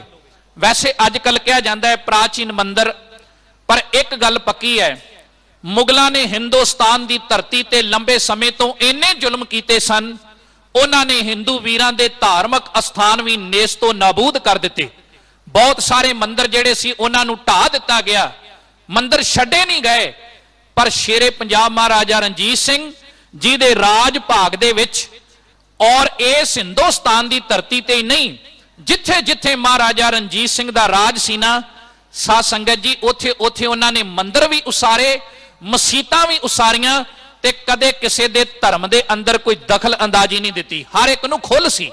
ਐਡਾ ਤੇਜਸਵੀ ਪ੍ਰਭਾਵ ਸੀ ਮਹਾਰਾਜਾ ਰਣਜੀਤ ਸਿੰਘ ਦਾ ਕਿ ਉਹਨਾਂ ਦੇ ਖਜ਼ਾਨਾ ਮੰਤਰੀ ਇੱਕ ਮੁਸਲਮਾਨ ਸਨ ਜਿਨ੍ਹਾਂ ਦਾ ਨਾਮ ਸੀ ਫਕੀਰ ਅਜ਼ੀਜ਼ੁਦੀਨ। ਇੱਕ ਵਾਰ ਇੱਕ ਅੰਗਰੇਜ਼ ਜਰਨਲ ਲਾਰਡ ਹੈਡਿੰਗ ਨੇ ਉਸ ਫਕੀਰ ਅਜ਼ੀਜ਼ੁਦੀਨ ਨੂੰ ਪੁੱਛਿਆ ਕਿ ਤੁਸੀਂ ਮਹਾਰਾਜੇ ਦੇ ਨੇੜੇ ਬੜਾ ਰਹਿੰਦੇ ਹੋ ਤੇ ਸਾਨੂੰ ਪਤਾ ਲੱਗਾ ਵੀ ਉਹਨਾਂ ਨੂੰ ਇੱਕ ਅੱਖ ਤੋਂ ਦਿਸਦਾ ਨਹੀਂ, ਤੇ ਮੈਨੂੰ ਦੱਸੋ ਵੀ ਉਹਨਾਂ ਨੂੰ ਸੱਜੀ ਜਾਂ ਖੱਬੀ ਕਿਹੜੀ ਅੱਖ ਤੋਂ ਨਹੀਂ ਦਿਸਦਾ। ਫਕੀਰ ਅਜ਼ੀਜ਼ੁਦੀਨ ਨੇ ਉੱਥੇ ਸ਼ਬਦ ਸਾਂਝੇ ਕੀਤੇ, ਕਹਿੰਦਾ ਲਾਰਡ ਸਾਹਿਬ, ਮਹਾਰਾਜੇ ਦਾ ਚਿਹਰੇ ਦਾ ਪ੍ਰਭਾਵ ਇੰਨਾ ਤੇਜਸਵੀ ਹੈ, ਮੈਂ ਰਹਿੰਦਾ ਭਾਵੇਂ ਨੇੜੇ ਆ ਪਰ ਮੇਰੀ ਔਕਾਤ ਨਹੀਂ ਕਿ ਮੈਂ ਅੱਜ ਤੱਕ ਆਪਣਾ ਸਿਰ ਤਾਂ ਕਰਕੇ ਮਹਾਰਾਜੇ ਦੀਆਂ ਅੱਖਾਂ ਵਿੱਚ ਅੱਖਾਂ ਪਾ ਕੇ ਗੱਲ ਕਰ ਸਕਾਂ, ਇਸ ਕਰਕੇ ਮੈਨੂੰ ਨਹੀਂ ਪਤਾ ਇਸ ਗੱਲ ਦਾ। ਐਡਾ ਤੇਜਸਵੀ ਉਹਨਾਂ ਦਾ ਚਿਹਰਾ ਸੀ। ਔਰ ਸਾਧ ਸੰਗਤ, ਸ਼ਰਧਾ ਸੱਚਖੰਡ ਸ੍ਰੀ ਹਰਿਮੰਦਰ ਸਾਹਿਬ ਤੇ ਬਹੁਤ ਜ਼ਿਆਦੀ, ਔਰ ਇੱਥੋਂ ਤੱਕ ਕਿ ਇੰਨਾ ਜ਼ਿਆਦਾ ਉਸ ਸਮੇਂ ਦੇ ਉੱਤੇ ਗੁਰੂ ਘਰਾਂ ਦੇ ਨਾਂ ਦੇ ਉੱਤੇ ਉਹਨਾਂ ਨੇ ਜਗੀਰਾਂ ਲਾਈਆਂ। ਇੱਕ ਘਟਨਾ ਦਾ ਜ਼ਿਕਰ ਮਿਲਦਾ ਹੈ ਇਤਿਹਾਸ ਦੇ ਅੰਦਰ ਕਿ ਮਹਾਰਾਜਾ ਰਣਜੀਤ ਸਿੰਘ ਨਨਕਾਣਾ ਸਾਹਿਬ ਦੇ ਕੋਲ ਦੀ ਗੁਜ਼ਰ ਰਹੇ ਨੇ, ਉੱਥੇ ਉਹਨਾਂ ਨੂੰ ਗ੍ਰੰਥੀ ਮਿਲਿਆ। ਉਹਨੇ ਦੇਖਿਆ ਵੀ ਇੱਥੇ ਹਨੇਰਾ ਬੜਾ ਹੈ ਤੇ ਗ੍ਰੰਥੀ ਨੂੰ ਪੁੱਛਿਆ ਵੀ ਇਹ ਬਾਬੇ ਨਾਨਕ ਦਾ ਘਰ ਹੈ, ਜਿਸ ਘਰ ਨੇ ਸਾਰੀ ਦੁਨੀਆ ਦੇ ਉੱਤੇ ਚਾਨਣ ਵੰਡਿਆ, ਤੇ ਮੈਂ ਤੁਹਾਨੂੰ ਪੁੱਛਣਾ ਚਾਹੁੰਦਾ ਵੀ ਅੱਜ ਇੱਥੇ ਹਨੇਰਾ ਕਿਉਂ ਦਿਸਦਾ ਪਿਆ ਹੈ, ਕੋਈ ਦੀਵਾ ਨਹੀਂ। ਉਹਨੇ ਅੱਗੋਂ ਜਵਾਬ ਦਿੱਤਾ, ਕਹਿੰਦਾ ਜੀ ਸਾਡੇ ਕੋਲ ਇੰਨੀ ਮਾਇਆ ਨਹੀਂ, ਇੰਨਾ ਪ੍ਰਬੰਧ ਵੀ ਨਹੀਂ ਕਿ ਅਸੀਂ ਬਾਜ਼ਾਰੋਂ ਤੇਲ ਖਰੀਦ ਕੇ ਲਿਆਈਏ ਤੇ ਉਹ ਦੀਵੇ ਵਿੱਚ ਪਾ ਕੇ ਇੱਥੇ ਅਸੀਂ ਚਾਨਣ ਕਰ ਸਕੀਏ। ਮਹਾਰਾਜਾ ਰਣਜੀਤ ਸਿੰਘ ਗੁਰੂ ਘਰ ਤੇ ਇੰਨੀ ਸ਼ਰਧਾ ਰੱਖਦਾ ਹੈ, ਉਹਨੇ ਉਸ ਗ੍ਰੰਥੀ ਨੂੰ ਆਪਣਾ ਘੋੜਾ ਦਿੱਤਾ ਤੇ ਇੱਕ ਗੱਲ ਕਹੀ ਕਿ ਇਹ ਘੋੜਾ ਲੈ ਕੇ ਜਾਓ, ਆਲੇ ਦੁਆਲੇ ਜਿੱਥੋਂ ਤੱਕ ਵੀ ਤੁਸੀਂ ਫਿਰ ਆਓ, ਇਹ ਘੋੜੇ ਦੇ ਉੱਪਰ ਚੜ ਕੇ ਜਿੱਥੋਂ ਤੱਕ ਵੀ ਇਹ ਘੋੜਾ ਘੁੰਮਾਵੇ, ਇਹ ਸਾਰੀ ਜਗੀਰ ਮੇਰੇ ਬਾਬੇ ਨਾਨਕ ਦੇ ਨਾਂ ਦੇ ਉੱਤੇ ਹੋਵੇਗੀ। ਸਾਧ ਸੰਗਤ ਜੀ, ਵੱਡੀਆਂ ਵੱਡੀਆਂ ਜਗੀਰਾਂ ਗੁਰੂ ਘਰਾਂ ਦੇ ਉੱਤੇ ਲਾਈਆਂ। ਔਰ ਇੱਥੋਂ ਤੱਕ ਮੈਂ ਬੇਨਤੀ ਕਰਾਂ ਕਿ ਜਿਹੜੇ ਖਾਲਸਾ ਰਾਜ ਦਾ ਨਾਂ ਲੈਣ ਤੋਂ ਵੀ ਲੋਕ ਕੰਨੀ ਕਤਰਾਉਂਦੇ ਨੇ ਨਾ, ਉਹ ਬੰਦੇ ਕਈ ਵਾਰ ਖਾਲਸਾ ਰਾਜ ਦੇ ਇਸ ਸੂਰਜ ਦੇ ਉੱਤੇ ਉਂਗਲਾਂ ਚੁੱਕਦੇ ਨੇ। ਉਹ ਅੰਗਰੇਜ਼ ਦੇ ਟਾਈਮ ਤੋਂ ਸ਼ੁਰੂ ਹੋਈਆਂ ਤੇ ਅੱਜ ਤੱਕ ਕਈ ਚੁੱਕੀ ਜਾਂਦੇ ਨੇ। ਮੇਰੀ ਬੇਨਤੀ ਹੈ ਸਾਧ ਸੰਗਤ, ਜਿੱਥੇ ਜਿੱਥੇ ਸੰਗਤ ਸਰਵਣ ਕਰ ਰਹੀ ਹੈ, ਸੋਸ਼ਲ ਮੀਡੀਆ ਦਾ ਯੁੱਗ ਹੈ, ਅਸੀਂ ਦੇਖਦੇ ਹਾਂ ਵੀ ਜੇ ਸਾਡੇ ਘਰ ਦੇ ਵਿੱਚ ਕੋਈ ਕਲੇਸ਼ ਹੋਵੇ, ਲੜਾਈ ਝਗੜਾ ਹੋਵੇ, ਤੇ ਸਿਆਣਾ ਘਰ ਦਾ ਮੁਖੀ ਉਹ ਹੁੰਦਾ ਹੈ ਜਿਹੜਾ ਆਪਣੇ ਘਰ ਦੀਆਂ ਨੈਗੇਟਿਵ ਗੱਲਾਂ ਨੂੰ ਬਾਹਰ ਨਾ ਉਛਾਲੇ। ਪਰ ਅੱਜ ਸਾਡਾ ਪ੍ਰਚਾਰ ਕਿਦਾਂ ਦਾ ਹੋ ਗਿਆ ਹੈ, ਸਾਡਾ ਸਿਸਟਮ ਕਿਦਾਂ ਦਾ ਹੋ ਗਿਆ ਹੈ, ਅਸੀਂ ਕਮੀਆਂ ਲੱਭ ਲੱਭ ਕੇ ਲਿਆਉਨੇ ਆ ਤੇ ਆਪਣੇ ਧਰਮ ਦੀਆਂ ਜਾਂ ਆਪਣੀ ਕੌਮ ਦੀਆਂ ਕਮੀਆਂ ਨੂੰ, ਨੈਗੇਟਿਵ ਗੱਲਾਂ ਨੂੰ ਵੱਡੀਆਂ ਵੱਡੀਆਂ ਸਿੱਖ ਸਟੇਜਾਂ ਤੇ ਪ੍ਰਚਾਰਦੇ ਆ। ਨਹੀਂ ਸਾਧ ਸੰਗਤ, ਸਿੱਖੀ ਇਹ ਨਹੀਂ ਸਿਖਾਉਂਦੀ। ਸਿੱਖੀ ਇਹ ਸਿਖਾਉਂਦੀ ਹੈ ਕਿ ਆਪਣੀ ਲਾਈਨ ਨੂੰ ਲੰਬਾ ਕਰਕੇ ਦਿਖਾਓ। ਸਿੱਖੀ ਸਾਨੂੰ ਇਹ ਸਿਖਾਉਂਦੀ ਹੈ, ਗੁਰੂ ਦੀ ਬਾਣੀ ਇਹ ਸਿਖਾਉਂਦੀ ਹੈ ਕਿ ਗੁਣਾਂ ਦੇ ਨਾਲ ਸਾਂਝ ਪਾਓ। ਅੱਜ ਇੰਨੀਆਂ ਕਿ ਨੈਗੇਟਿਵ ਗੱਲਾਂ ਕਈ ਬੰਦੇ ਮਾਫ ਕਰਨਾ ਸਟੇਜ ਤੇ ਕਰ ਜਾਂਦੇ ਨੇ ਕਿ ਦੇਹਧਾਰੀ ਗੁਰੂਆਂ ਦੇ ਚੇਲੇ ਫਿਰ ਉਹਨਾਂ ਹੀ ਲੋਕਾਂ ਦੀਆਂ ਵੀਡੀਓ ਨੂੰ ਇੱਧਰ ਉੱਧਰ ਉਛਾਲਦੇ ਨੇ। ਕਿਉਂ? ਉਹ ਇਸ ਗੱਲ ਤੇ ਮੋਹਰ ਲਾਉਣੀ ਚਾਹੁੰਦੇ ਵੀ ਜੋ ਅਸੀਂ ਕਹਿੰਨੇ ਵੇਖੋ ਆ ਵੀ ਲੋਕ ਕਹਿ ਰਹੇ ਨੇ, ਇਹ ਤੇ ਕਈ ਪ੍ਰਚਾਰਕ ਵੀ ਕਹਿ ਰਹੇ ਨੇ। ਨਹੀਂ, ਸਾਨੂੰ ਕਿਰਦਾਰ ਦੇਖਣਾ ਚਾਹੀਦਾ ਹੈ। ਔਰ ਇਹ ਵੀ ਸੱਚ ਹੈ, ਜਿਹੜੇ ਗ੍ਰੰਥ ਅੰਗਰੇਜ਼ਾਂ ਨੇ ਲਿਖਵਾਏ, ਜਿਹੜੀਆਂ ਕਿਤਾਬਾਂ ਲੰਬੇ ਸਮੇਂ ਤੋਂ ਅੰਗਰੇਜ਼ਾਂ ਨੇ ਲਿਖਾਈਆਂ, ਉਹਦੇ ਵਿੱਚ ਸ਼ੇਰੇ ਪੰਜਾਬ ਮਹਾਰਾਜਾ ਰਣਜੀਤ ਸਿੰਘ ਦੀ ਕਿਰਦਾਰ ਕੁਸ਼ੀ ਕਰਨ ਦਾ ਵੀ ਯਤਨ ਕੀਤਾ ਗਿਆ। ਪਰ ਸਤਿਕਾਰਯੋਗ ਸਾਧ ਸੰਗਤ, ਉਸ ਮਹਾਰਾਜੇ ਦਾ ਜਦੋਂ ਅਸੀਂ ਇੱਕ ਪੱਖ ਦੇਖਦੇ ਹਾਂ, ਮੈਂ ਇੱਕ ਘਟਨਾ ਦਾ ਜ਼ਿਕਰ ਕਰਕੇ ਤੇ ਸ਼ਬਦ ਦੀ ਵਿਚਾਰ ਵੱਲ ਆਉਣਾ ਚਾਹੁੰਦਾ। क्योंकि अज उन्हों जो बरसी है तो सानू चाहिए है कि असी उन्होंने इतिहास नूं कुछ समझण दा यतन कर सकीए। साध संगत जी, मैं बेनती कर रहा सी कि उन्होंने शेरे पंजाब महाराजा रणजीत सिंह दा अपने गुरु दे उत्ते जां दसम पातशाह महाराज दे सिद्धांतां दे उत्ते बहुत ज्यादा जिहड़ा उन्हां दा विश्वास सी। जदों कोई नूर हीरा मिलता है ना तो वह अपने डोले नूं बन्नदे ने। ते किसी ने आके महाराजा रणजीत सिंह नूं यह गल कही, वो कहन लगे महाराजा साहब आ तुसीं कोई नूर हीरा बड़ा कीमती है, इनू डोले नाल बन्निया है ते कीमती चीज नूं ते हमेशा सिर ते बिठा के रखिया जांदा है। असीं चाहुंदे हां भी तुहाडे सिर दे उत्ते सोहणी दस्तार किसी ना किसी तरीके नाल कोई नूर हीरा जिहड़ा है इनू तुसीं अपनी दस्तार दा शिंगार बना लो, सिर दा शिंगार बना लो। उत्थे महाराजा रणजीत सिंह दस्तार दा किड्डा वड्डा सत्कार करदे ने। इतिहास कहंदा है कि महाराजा साहब उन्हां लोकां नूं कहण लगे, कहंदे ये जिहड़ी गुरु गोबिंद सिंह पातशाह दी बख्शी सरदारी है, ये जिहड़ी मेरे सिर दे उत्ते पग है, सच जाणियो इस पग दी इस दस्तार दी बराबरी लखां कोई नूर हीरे नहीं कर सकदे। इस करके सब तो वड्डा कोई नूर महाराजे वास्ते कलगीधर पातशाह गुरु गोबिंद सिंह महाराज की बख्शी हुई दस्तार है। ते उन्हें कहा मैं डोले नाल तां बद्धा है कि जिहदे डोलियां दे विच जान सी उन्हें कोई नूर हीरा प्राप्त कर लिया, ते अगों जिहदे विच जान होवेगी वो साडे कोलों इस तरीके नाल प्राप्त कर सकदा है। पर जे तुसीं कहो सिर दे उत्ते नहीं, ये पगड़ी ये दस्तार इहदी बराबरी लखां कोई नूर हीरे नहीं कर सकदे। इन्ना सत्कार दस्तार दा शेरे पंजाब महाराजा रणजीत सिंह जी उन्होंने कीता। साध संगत, असीं एक घटना का जिक्र पढ़ते हैं कि श्री अकाल तख्त साहब का जथेदार सी सिंह साहब ज्ञानी फूला सिंह। और साध संगत, जदों उन्होंने शेरे पंजाब महाराजा रणजीत सिंह नूं तलब किया तो असीं इतिहास विच पढ़िया है कि उन्हां कोरड़े मारे ते शेरे पंजाब महाराजा रणजीत सिंह ने श्री अकाल तख्त साहब का इन्ना सत्कार किया, उन्होंने कोरड़े स्वीकार भी किए। मैं इस घटना वाल बाला नहीं जाना चाहता, पर एक बेनती जरूर करनी चाहना कि मन विच कोई ईर्खा नहीं रखी उस जथेदार के प्रति। जिदन मलतान नूं सर करदियां करदियां सत्कारयोग साध संगत अकाली फूला सिंह शहीद हो जाता है। अकाली फूला सिंह जी उन्हां दी चिखा नूं अग्नि दिती जानी है। शेरे पंजाब महाराजा रणजीत सिंह उसे जथेदार दी उस चिखा दे नेड़े पहुंचते ने। और साध संगत जी, 4,500 एकड़ जमीन अकाली फूला सिंह दे नां ते वो जगीर लाई जाती है, जिहड़ी अज भी मौजूद है। और असीं जानते हैं कि बुढ़ा दल कौम की जथेबंदी है, वह सारा प्रबंध देखती है। मेरे कहण तो भाव एडा वड्डा सत्कार उस फूला सिंह की शहीदी तो बाद भी उन्होंने बरकरार रखिया। ते एक नहीं दो नहीं 4,500 एकड़ जमीन सरदार अकाली फूला सिंह दे नां दे उत्ते लवा दिती। ऐसी वड्डे ते फराख दिल वाला महाराजा शेरे पंजाब महाराजा रणजीत सिंह, जिन्हें अपनी हयाती दे अंदर किसी की अख विच अथरू नहीं वेखे। इथों तक कि जे काल पै जांदा है, 1833 दे विच कश्मीर की धरती ते काल पै गया, ते उत्थे कोई जिहड़ा उत्थों दा जमादार खुशहाल सिंह सी, जिन्हों महाराजे ने नियुक्त किया सी, वो कोई ठोस प्रबंध ना कर सकिया। महाराजे नूं पता लगा मेरे राज भाग दे विच कोई चंगा प्रबंध नहीं होया। 1 महीना लगातार जमादार खुशहाल सिंह नूं बुलाया नहीं शेरे पंजाब महाराजा रणजीत सिंह ने। क्यों? उन्होंने कहा सी कि महाराजा रणजीत सिंह एक कदे भी किसी दियां अखां दे विच हंझू नहीं देख सकदा। और खालसा जी, इन्ने लंबे राज दे अंदर एक भी गैर सिख नूं, मैं शब्द गैर सिख वरत रहा, सिख ते दूर दी गल है, उन्होंने फांसी की सजा नहीं सी दिती। इनू कहा जाता है धर्म निरपक्षता का राज। और वड्डे वड्डे दरबार लाए, साल दे विच 2 बार बसंती दरबार लाया करता सी महाराजा रणजीत सिंह लाहौर की धरती ते। उस दिन सारे नौजवानों ने, बजुर्गों ने, भैणों ने बसंती रंग के कपड़े पा के उहदे विच शमूलीयत करनी, खालसाई खेडां होणियां, ते उन्हां खेडां चों ही सरदार हरी सिंह नलूए वर्गे योधे पैदा होए। ते उन्होंने बाद विच शेरे पंजाब महाराजा रणजीत सिंह दे कमांडर बन के, जरनैल बन के बहुत वड्डी सेवा की।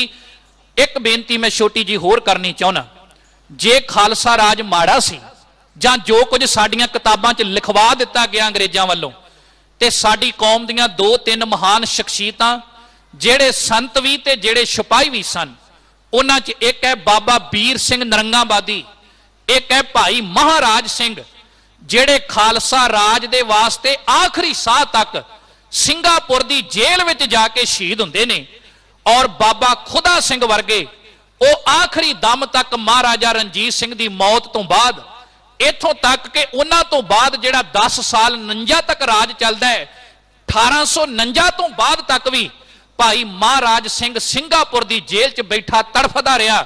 ਉਹਨੇ ਕਿਹਾ ਮੈਂ ਖਾਲਸਾ ਰਾਜ ਵਾਪਸ ਵੇਖਣਾ ਚਾਹੁੰਦਾ। ਜੇ ਖਾਲਸਾ ਰਾਜ ਚੰਗਾ ਨਹੀਂ ਸੀ, ਬਾਬਾ ਵੀਰ ਸਿੰਘ ਨਰੰਗਾਬਾਦੀ ਕਦੇ ਯਤਨ ਨਾ ਕਰਦੇ, ਬਾਬਾ ਖੁਦਾ ਸਿੰਘ ਭਾਈ ਮਹਾਰਾਜ ਸਿੰਘ ਕਦੇ ਯਤਨ ਨਾ ਕਰਦਾ। ਇਤਿਹਾਸ ਕਹਿੰਦਾ ਭਾਈ ਮਹਾਰਾਜ ਸਿੰਘ ਜੀ ਜਦੋਂ ਅੰਗਰੇਜ਼ ਸਿੰਗਾਪੁਰ ਦੀ ਜੇਲ੍ਹ ਵਿੱਚ ਉਹਨਾਂ ਨੂੰ ਲੈ ਗਏ ਨਾ, ਟਾਪੂ ਸੀ ਸਿੰਗਾਪੁਰ, ਔਰ ਸਾਧ ਸੰਗਤ ਉਹਨਾਂ ਦਾ ਕਰੈਕਟਰ ਵੇਖ ਕੇ ਸਿੰਗਾਪੁਰ ਦੇ ਅੰਗਰੇਜ਼ਾਂ ਨੇ ਇੰਡੀਆ ਦੇ ਅੰਗਰੇਜ਼ਾਂ ਨੂੰ ਇੱਕ ਚਿੱਠੀ ਲਿਖੀ ਕਿ ਜਿਹੜਾ ਕੈਦੀ ਅਸੀਂ ਭਾਰਤ ਤੋਂ ਖੜਿਆ ਹੈ ਮਹਾਰਾਜ ਸਿੰਘ, ਇਹਦਾ ਆਚਾਰ ਬੜਾ ਵਧੀਆ ਹੈ, ਇਹਦਾ ਬੋਲ ਚਾਲ ਬੜਾ ਵਧੀਆ ਹੈ, ਤੇ ਅਸੀਂ ਚਾਹੁੰਦੇ ਹਾਂ ਵੀ ਅਸੀਂ ਇਹਨੂੰ ਇਸ ਸਿੰਗਾਪੁਰ ਦੀ ਧਰਤੀ ਤੋਂ ਰਿਹਾ ਕਰ ਦਈਏ।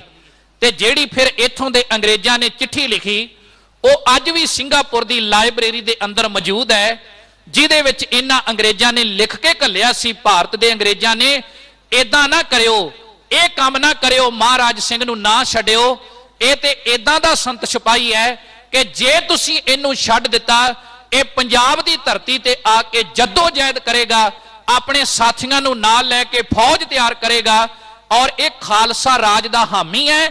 ਇਹਦੀ ਸਜ਼ਾ ਇਹ ਹੈ ਜਿੰਨਾ ਚਿਰ ਮੌਤ ਨਹੀਂ ਆਉਂਦੀ, ਇਹਦੀ ਮੌਤ ਇਸੇ ਧਰਤੀ ਦੇ ਉੱਤੇ ਹੋਵੇ। ਔਰ ਮਹਾਰਾਜਾ ਰਣਜੀਤ ਸਿੰਘ, ਉਹਨਾਂ ਦੇ ਇਸ ਜਰਨੈਲ ਭਾਈ ਮਹਾਰਾਜ ਸਿੰਘ, ਉਹਨਾਂ ਦਾ ਸਮਾਧਾ ਸਿੰਗਾਪੁਰ ਦੀ ਧਰਤੀ ਦੇ ਉੱਤੇ ਮੌਜੂਦ ਹੈ, ਜਿੱਥੇ ਗੁਰਦੁਆਰਾ ਸਾਹਿਬ ਸਿਲਟ ਰੋਡ ਹੈ। ਮੇਰੇ ਕਹਿਣ ਤੋਂ ਭਾਵ ਕਿ ਇੰਨੇ ਮਹਾਨ ਉਹ ਸਿੱਖ, ਇੰਨੇ ਮਹਾਨ ਸੂਰਬੀਰ ਬਾਬਾ ਵੀਰ ਸਿੰਘ ਜੀ ਵਰਗੇ, ਭਾਈ ਖੁਦਾ ਸਿੰਘ, ਭਾਈ ਮਹਾਰਾਜ ਸਿੰਘ ਵਰਗੇ, ਉਹ ਖਾਲਸਾ ਰਾਜ ਨੂੰ ਦੁਬਾਰਾ ਕਿਉਂ ਵਾਪਸ ਲਿਆਉਣਾ ਚਾਹੁੰਦੇ ਨੇ? ਉਹਦਾ ਕਾਰਨ ਹੀ ਇਹ ਸੀ ਭਾਗਾਂ ਵਾਲਿਓ ਕਿ ਅਸਲ ਦੇ ਵਿੱਚ ਖਾਲਸਾ ਰਾਜ ਨੇ ਲੋਕਾਂ ਦੀ ਝੋਲੀ ਵਿੱਚ ਬੜਾ ਕੁਝ ਪਾਇਆ, ਔਰ ਇਹੋ ਜਿਹਾ ਇੱਕ ਰਾਜ ਉਹਨਾਂ ਸੰਸਾਰ ਤੇ ਮਹਾਰਾਜਾ ਰਣਜੀਤ ਸਿੰਘ ਨੇ ਸਥਾਪਿਤ ਕੀਤਾ, ਜਿਹੜੇ ਰਾਜ ਹਲੇਮੀ ਰਾਜ ਦੀ ਗੱਲ ਗੁਰੂ ਗ੍ਰੰਥ ਸਾਹਿਬ ਦੀ ਬਾਣੀ ਕਰਦੀ ਹੈ ਨਾ, ਮਹਾਰਾਜ ਸਾਹਿਬ ਬਾਣੀ ਵਿੱਚ ਬਖਸ਼ਿਸ਼ ਕਰਦੇ ਨੇ, ਹੁਣ ਹੋਆ ਹੁਕਮ ਮਿਹਰਵਾਨ ਦਾ, ਪੈ ਕੋਏ ਨਾ ਕਿਸੈ ਰਿਆਣ ਦਾ, ਸਭ ਸੁਖਾਲੀ ਬੁੱਠੀਆਂ, ਇਹ ਹੋਆ ਹਲੇਮੀ ਰਾਜ ਜੀਓ। ਕਿਸੇ ਦੇ ਧਾਰਮਿਕ ਚਿੰਨ੍ਹ ਨੂੰ ਕੋਈ ਖਤਰਾ ਨਹੀਂ ਸੀ ਅੱਜ ਵਾਂਗ। ਅੱਜ ਤੇ ਸਾਡੇ ਧਾਰਮਿਕ ਚਿੰਨ੍ਹਾਂ ਨੂੰ ਵੀ ਖਤਰਾ ਹੈ ਨਾ, ਮਾਫ ਕਰਨਾ, ਇੱਥੇ ਤੇ ਸਿੱਖਾਂ ਦੀਆਂ ਦਸਤਾਰਾਂ ਤੱਕ ਉਤਾਰ ਦਿੱਤੀਆਂ ਜਾਂਦੀਆਂ ਨੇ, ਪਰ ਇਹ ਸੱਚ ਹੈ ਕਿ ਉਹ ਰਾਜ ਇਦਾਂ ਦਾ ਰਾਜ ਸੀ ਜਿਹਦੇ ਵਿੱਚ ਕਿਸੇ ਦੇ ਧਾਰਮਿਕ ਚਿੰਨ੍ਹ ਦੀ ਕਦੇ ਬੇਅਦਬੀ ਨਹੀਂ ਸੀ ਕੀਤੀ ਮਹਾਰਾਜਾ ਰਣਜੀਤ ਸਿੰਘ ਨੇ। ਔਰ ਵੈਸੇ ਮੈਂ ਇੱਕ ਬੇਨਤੀ ਕਰਦਾ ਜਾਵਾਂ, ਇਸ ਪੰਜਾਬ ਦੀ ਧਰਤੀ ਦੇ ਉੱਤੇ ਸਾਧ ਸੰਗਤ ਜੀ, ਜਦੋਂ ਅਸੀਂ ਇਤਿਹਾਸ ਨੂੰ ਪੜ੍ਹ ਕੇ ਦੇਖਾਂਗੇ ਨਾ, ਤੇ ਹਮੇਸ਼ਾ ਵਾਸਤੇ ਪੰਜਾਬੀਆਂ ਦਾ ਤੇ ਸਿੱਖਾਂ ਦਾ ਜਿਹੜਾ ਰੋਲ ਹੈ ਉਹ ਮੋਹਰੀ ਰਹੇਗਾ। ਪ੍ਰੋਫੈਸਰ ਮੋਹਨ ਸਿੰਘ ਨੇ 4 ਲਾਈਨਾਂ ਬੜੀਆਂ ਪਿਆਰੀਆਂ ਲਿਖੀਆਂ ਨੇ।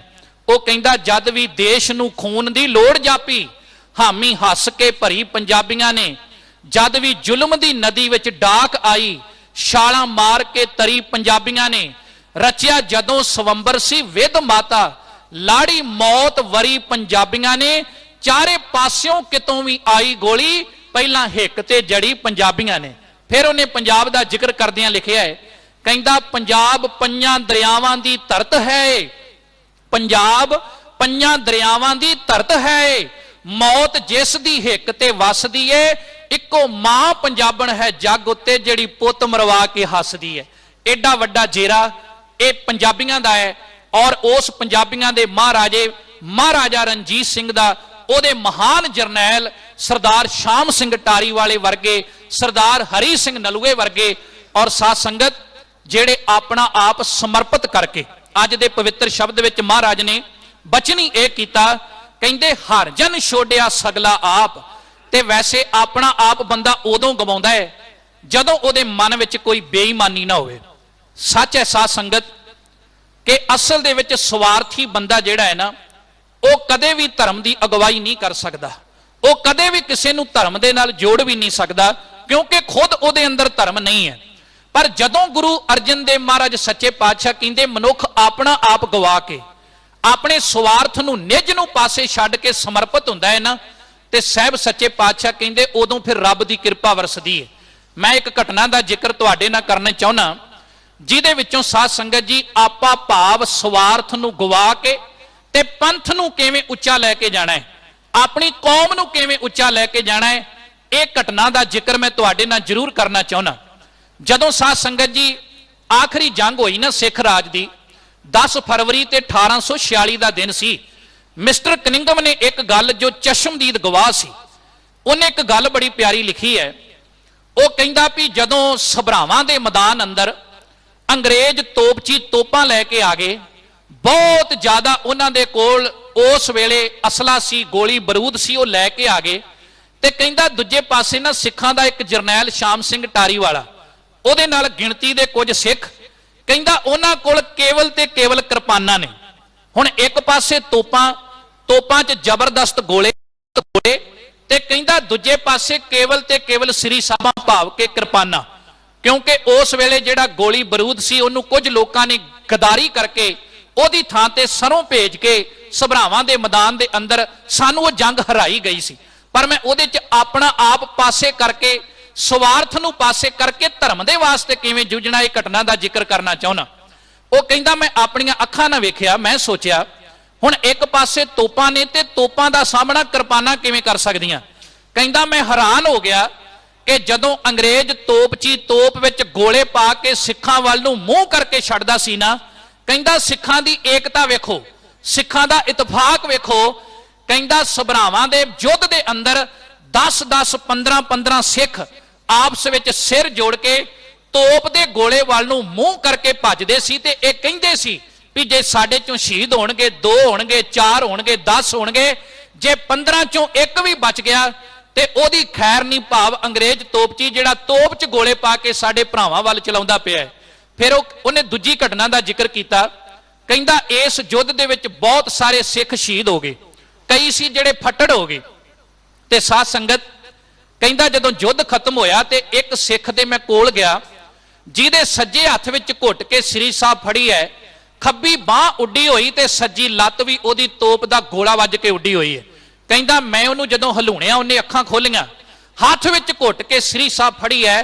ਤੇ ਕਹਿੰਦਾ ਕਨਿੰਗਮ ਲਿਖਦਾ ਹੈ, ਕਹਿੰਦਾ ਮੈਂ ਉਸ ਸਿੱਖ ਨੂੰ ਕਿਹਾ ਭਰਾਵਾ ਇਹ ਸ੍ਰੀ ਸਾਹਿਬ ਆਪਣੇ ਹੱਥ ਚੋਂ ਛੱਡ ਦੇ, ਕਿਰਪਾਨ ਛੱਡ ਦੇ, ਆਹ ਵੇਖ ਨਿਗਾਹ ਮਾਰ ਕੇ ਤੁਹਾਡੇ ਬਹੁਤ ਸਾਰੇ ਸਿੱਖ ਸ਼ਹੀਦ ਹੋ ਗਏ ਨੇ, ਜਿਹੜੇ ਬਚ ਗਏ ਨੇ ਉਹਨਾਂ ਨੂੰ ਅੰਗਰੇਜ਼ ਇੱਥੋਂ ਚੱਕ ਕੇ ਦੂਰ ਲੈ ਗਏ ਨੇ, ਇਹ ਖਾਲਸਾ ਰਾਜ ਦੁਬਾਰਾ ਨਾ ਆ ਸਕੇ।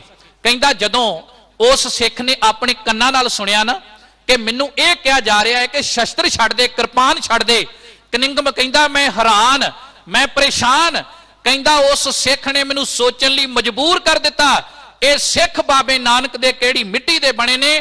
ਕਹਿੰਦਾ ਸਭਰਾਵਾਂ ਦੇ ਯੁੱਧ ਅੰਦਰ ਜਦੋਂ ਉਸ ਸਿੱਖ ਦੀ ਖੱਬੀ ਲੱਤ ਸੱਜੀ ਬਾਹ ਉੱਡੀ ਹੋਈ ਹੈ ਤੋਪ ਦੇ ਗੋਲੇ ਵੱਜ ਕੇ, ਤੇ ਕਹਿੰਦਾ ਜਦੋਂ ਮੈਂ ਉਹਨੂੰ ਕਿਹਾ ਕਿਰਪਾਨ ਹੱਥ ਚੋਂ ਛੱਡ ਦੇ, ਤੇ ਉਸ ਸਿੱਖ ਨੇ ਅੱਖਾਂ ਖੋਲ ਕੇ ਮੈਨੂੰ ਕਿਹਾ ਨਾ ਨਾ ਨਾ ਏਦਾਂ ਨਾ ਕਹੋ, ਅਜੇ ਮੈਨੂੰ ਪੰਥ ਦਾ ਹੁਕਮ ਨਹੀਂ ਹੋਇਆ, ਤੇ ਖਾਲਸੇ ਨੂੰ ਜਿੰਨਾ ਚਿਰ ਪੰਥ ਦਾ ਹੁਕਮ ਨਾ ਹੋਵੇ ਉਹਨਾਂ ਚਿਰ ਯੁੱਧ ਦੇ ਮੈਦਾਨ ਅੰਦਰ ਹਥਿਆਰ ਨਹੀਂ ਸਿੱਟਦਾ। ਸਾਧ ਸੰਗਤ ਇਹ ਕੁਝ ਘਟਨਾਵਾਂ ਨੇ, ਇਹ ਇਤਿਹਾਸ ਹੈ, ਔਰ ਇਹ ਸਾਖੀਆਂ ਦੇ ਰੂਪ ਵਿੱਚ ਸਾਡੇ ਸਾਹਮਣੇ ਹੈ।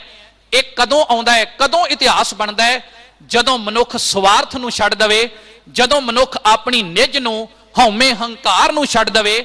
ਤੇ ਅੱਜ ਦੇ ਪਵਿੱਤਰ ਸ਼ਬਦ ਵਿੱਚ ਮਹਾਰਾਜ ਕਹਿ ਰਹੇ ਨੇ ਕਿ ਹੇ ਵਾਹਿਗੁਰੂ ਅਕਾਲ ਪੁਰਖ ਜੀ, ਜਿਵੇਂ ਤੇਰੇ ਸੇਵਕ ਆਪਣੇ ਸਵਾਰਥ ਨੂੰ ਛੱਡ ਕੇ ਈਰਖਾ ਤੇ ਹੰਕਾਰ ਨੂੰ ਛੱਡ ਜਾਂਦੇ ਨੇ, ਉਹ ਰੱਬ ਦਾ ਰੂਪ, ਤੇਰਾ ਰੂਪ ਬਣ ਜਾਂਦੇ ਨੇ।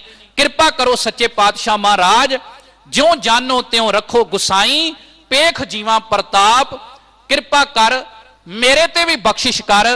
ਹੇ ਗੁਸਾਈ ਅਕਾਲ ਪੁਰਖ ਵਾਹਿਗੁਰੂ ਜੀ, ਮੈਂ ਤੇਰਾ ਤੇਜ ਪ੍ਰਤਾਪ ਸੰਸਾਰ ਤੇ ਵੇਖ ਕੇ ਜਿਉਂਦਾ ਰਵਾਂ। ਜਿੰਨਾ ਚਿਰ ਜਿਉਵਾਂ ਮਨ ਦੀ ਹੰਗਤਾ ਨੂੰ ਪਾਸੇ ਕਰਦਿਆਂ, ਹੰਕਾਰ ਨੂੰ ਪਾਸੇ ਕਰਕੇ ਜਿਉਵਾਂ, ਤੇ ਇੱਕ ਚੰਗਾ ਜੀਵਨ ਜਿਹੜਾ ਹੈ ਉਹ ਲੈ ਕੇ ਸੰਸਾਰ ਦੇ ਉੱਤੇ ਜਿਉਵਾਂ ਰਹਾਓ। ਵਿਸ਼ਰਾਮ ਦੇ ਕੇ ਗੁਰੂ ਅਰਜਨ ਦੇਵ ਮਹਾਰਾਜ ਅਗਲੀ ਪਵਿੱਤਰ ਪੰਕਤੀ ਵਿੱਚ ਉਪਦੇਸ਼ ਕਰਦੇ ਨੇ। ਕਹਿੰਦੇ ਗੁਰ ਉਪਦੇਸ਼ ਸਾਧ ਕੀ ਸੰਗਤ, ਬਿਨ ਸਿਓ ਸਗਲ ਸੰਤਾਪ। ਜਿਹੜਾ ਗੁਰੂ ਦਾ ਉਪਦੇਸ਼ ਹੈ ਨਾ, ਉਹ ਸਾਧ ਸੰਗਤ ਵਿੱਚ ਆ ਕੇ ਪ੍ਰਾਪਤ ਹੁੰਦਾ ਹੈ। ਤੇ ਗੁਰੂ ਸਾਹਿਬ ਜੀ ਬਖਸ਼ਿਸ਼ ਕਰਦੇ, ਕਹਿੰਦੇ ਹੇ ਰੱਬ ਜੀ ਕਿਰਪਾ ਕਰੋ, ਮੈਂ ਸਾਧ ਸੰਗਤ ਵਿੱਚ ਜਾ ਕੇ ਬੈਠਾਂ, ਗੁਰੂ ਦਾ ਉਪਦੇਸ਼ ਮੇਰੀ ਜ਼ਿੰਦਗੀ ਦੇ ਵਿੱਚ ਵਸ ਜਾਵੇ ਤੇ ਉਹਦੇ ਨਾਲ ਕੀ ਹੋਵੇਗਾ। ਸਾਹਿਬ ਸੱਚੇ ਪਾਤਸ਼ਾਹ ਕਹਿੰਦੇ ਬਿਨਸਿਓ ਸਗਲ ਸੰਤਾਪ, ਮੇਰੇ ਸਾਰੇ ਦੁੱਖ, ਮੇਰੇ ਸਾਰੇ ਸੰਤਾਪ ਇਹ ਦੂਰ ਹੋ ਜਾਣਗੇ।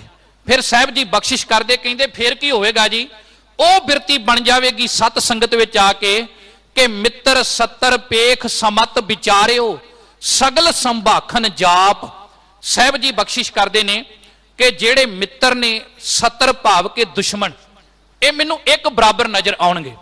ਤੇ ਵੈਸੇ ਸਾਡਾ ਇਤਿਹਾਸ ਇਸ ਗੱਲ ਦੀ ਗਵਾਹੀ ਭਰਦਾ ਹੈ, ਜਦੋਂ ਗੁਰੂ ਉਪਦੇਸ਼ ਸਾਡੀ ਜ਼ਿੰਦਗੀ ਦਾ ਆਧਾਰ ਬਣ ਜਾਂਦਾ ਹੈ ਨਾ, ਤੇ ਸੱਚਮੁੱਚ ਸਿੱਖ ਦਾ ਕੋਈ ਦੁਸ਼ਮਣ ਨਹੀਂ ਰਹਿੰਦਾ।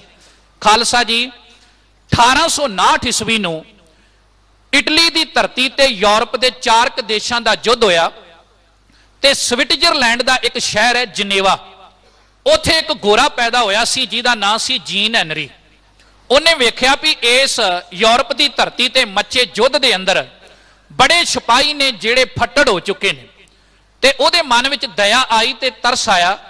ਉਹਨੇ ਉਹਨਾਂ ਦੀ ਮਲਮ ਪੱਟੀ ਕਰਨੀ ਸ਼ੁਰੂ ਕਰ ਦਿੱਤੀ ਤੇ ਜਦੋਂ ਯੂਐਨਓ ਤੱਕ ਇਹ ਗੱਲ ਪਹੁੰਚੀ ਔਰ ਉਹਨਾਂ ਨੇ ਦੇਖਿਆ ਵੀ ਕਿੱਡੀ ਕਮਾਲ ਦੀ ਗੱਲ ਹੈ, ਕਿੱਡੀ ਵਿਲੱਖਣ ਗੱਲ ਹੈ ਕਿ ਜਿੱਥੇ ਕੁਝ ਲੋਕ ਦੁਸ਼ਮਣ ਬਣ ਕੇ, ਵੈਰੀ ਬਣ ਕੇ ਇੱਕ ਦੂਜੇ ਨਾਲ ਲੜਦੇ ਪਏ ਨੇ, ਉੱਥੇ ਇਹ ਜੀਨ ਹੈਨਰੀ ਨਾਂ ਦਾ ਗੋਰਾ ਜਿਹੜਾ ਉਹਨਾਂ ਫੱਟੜਾਂ ਦੀ ਮਲਮ ਪੱਟੀ ਕਰਦਾ ਪਿਆ।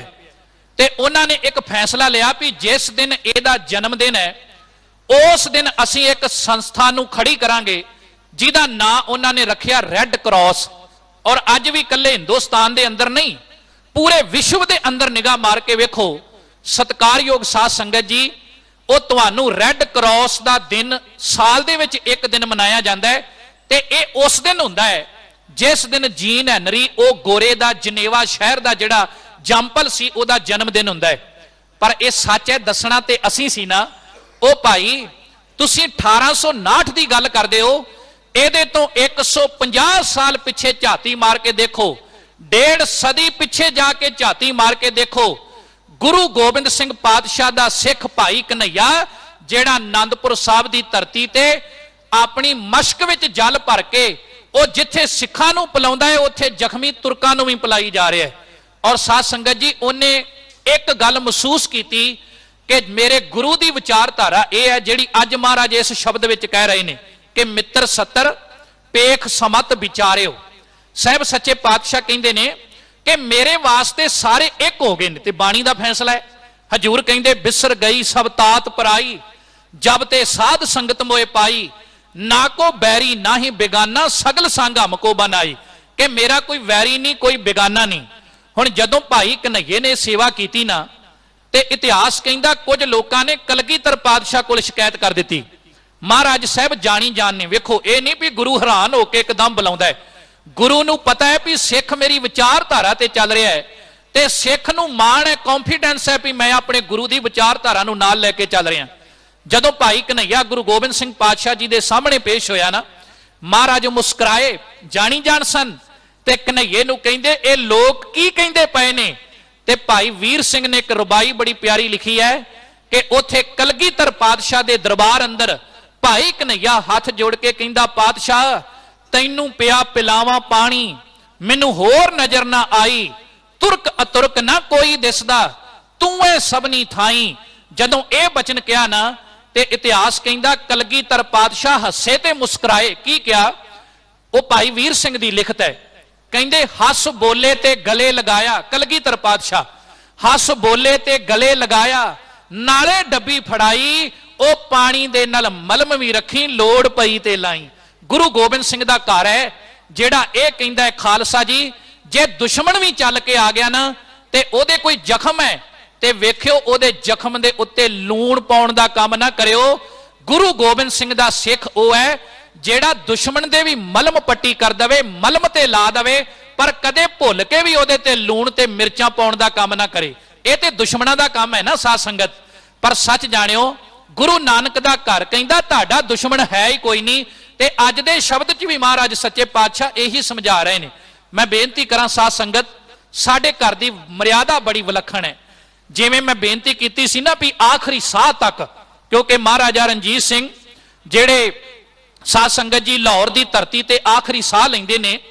ਆਖਰੀ ਸਾਹ ਤੱਕ ਮੰਜੇ ਤੇ ਪਿਆਂ ਤੱਕ ਵੀ ਉਹਨਾਂ ਦੇ ਮਨ ਵਿੱਚ ਇੱਕ ਅਰਮਾਨ ਸੀ ਕਿ ਮੇਰੇ ਰਾਜ ਭਾਗ ਦੇ ਅੰਦਰ ਕੋਈ ਦੁਖੀ ਨਾ ਹੋਵੇ, ਕੋਈ ਇਹੋ ਜਿਹਾ ਦਖਿਆਰਾ ਨਾ ਹੋਵੇ। ਉਹ ਕਿਸੇ ਦੀ ਅੱਖ ਵਿੱਚ ਹੰਝੂ ਨਹੀਂ ਸੀ ਵੇਖ ਸਕਦੇ।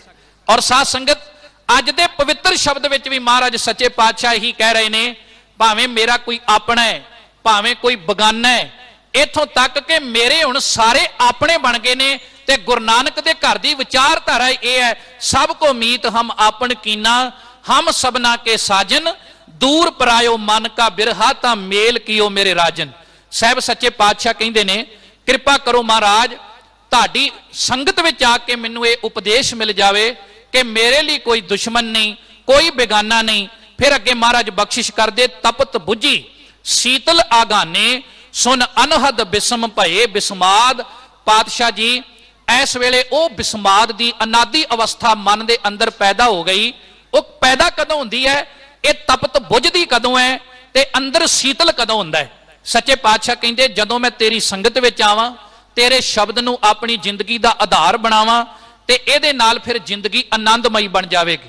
ਸਾਹਿਬ ਜੀ ਆਖਰੀ ਪੰਕਤੀ ਵਿੱਚ ਬਖਸ਼ਿਸ਼ ਕਰਦੇ ਨੇ, ਆਨੰਦ ਭਇਆ ਨਾਨਕ ਮਨ ਸਾਚਾ, ਪੂਰਨ ਪੂਰੇ ਨਾਦ।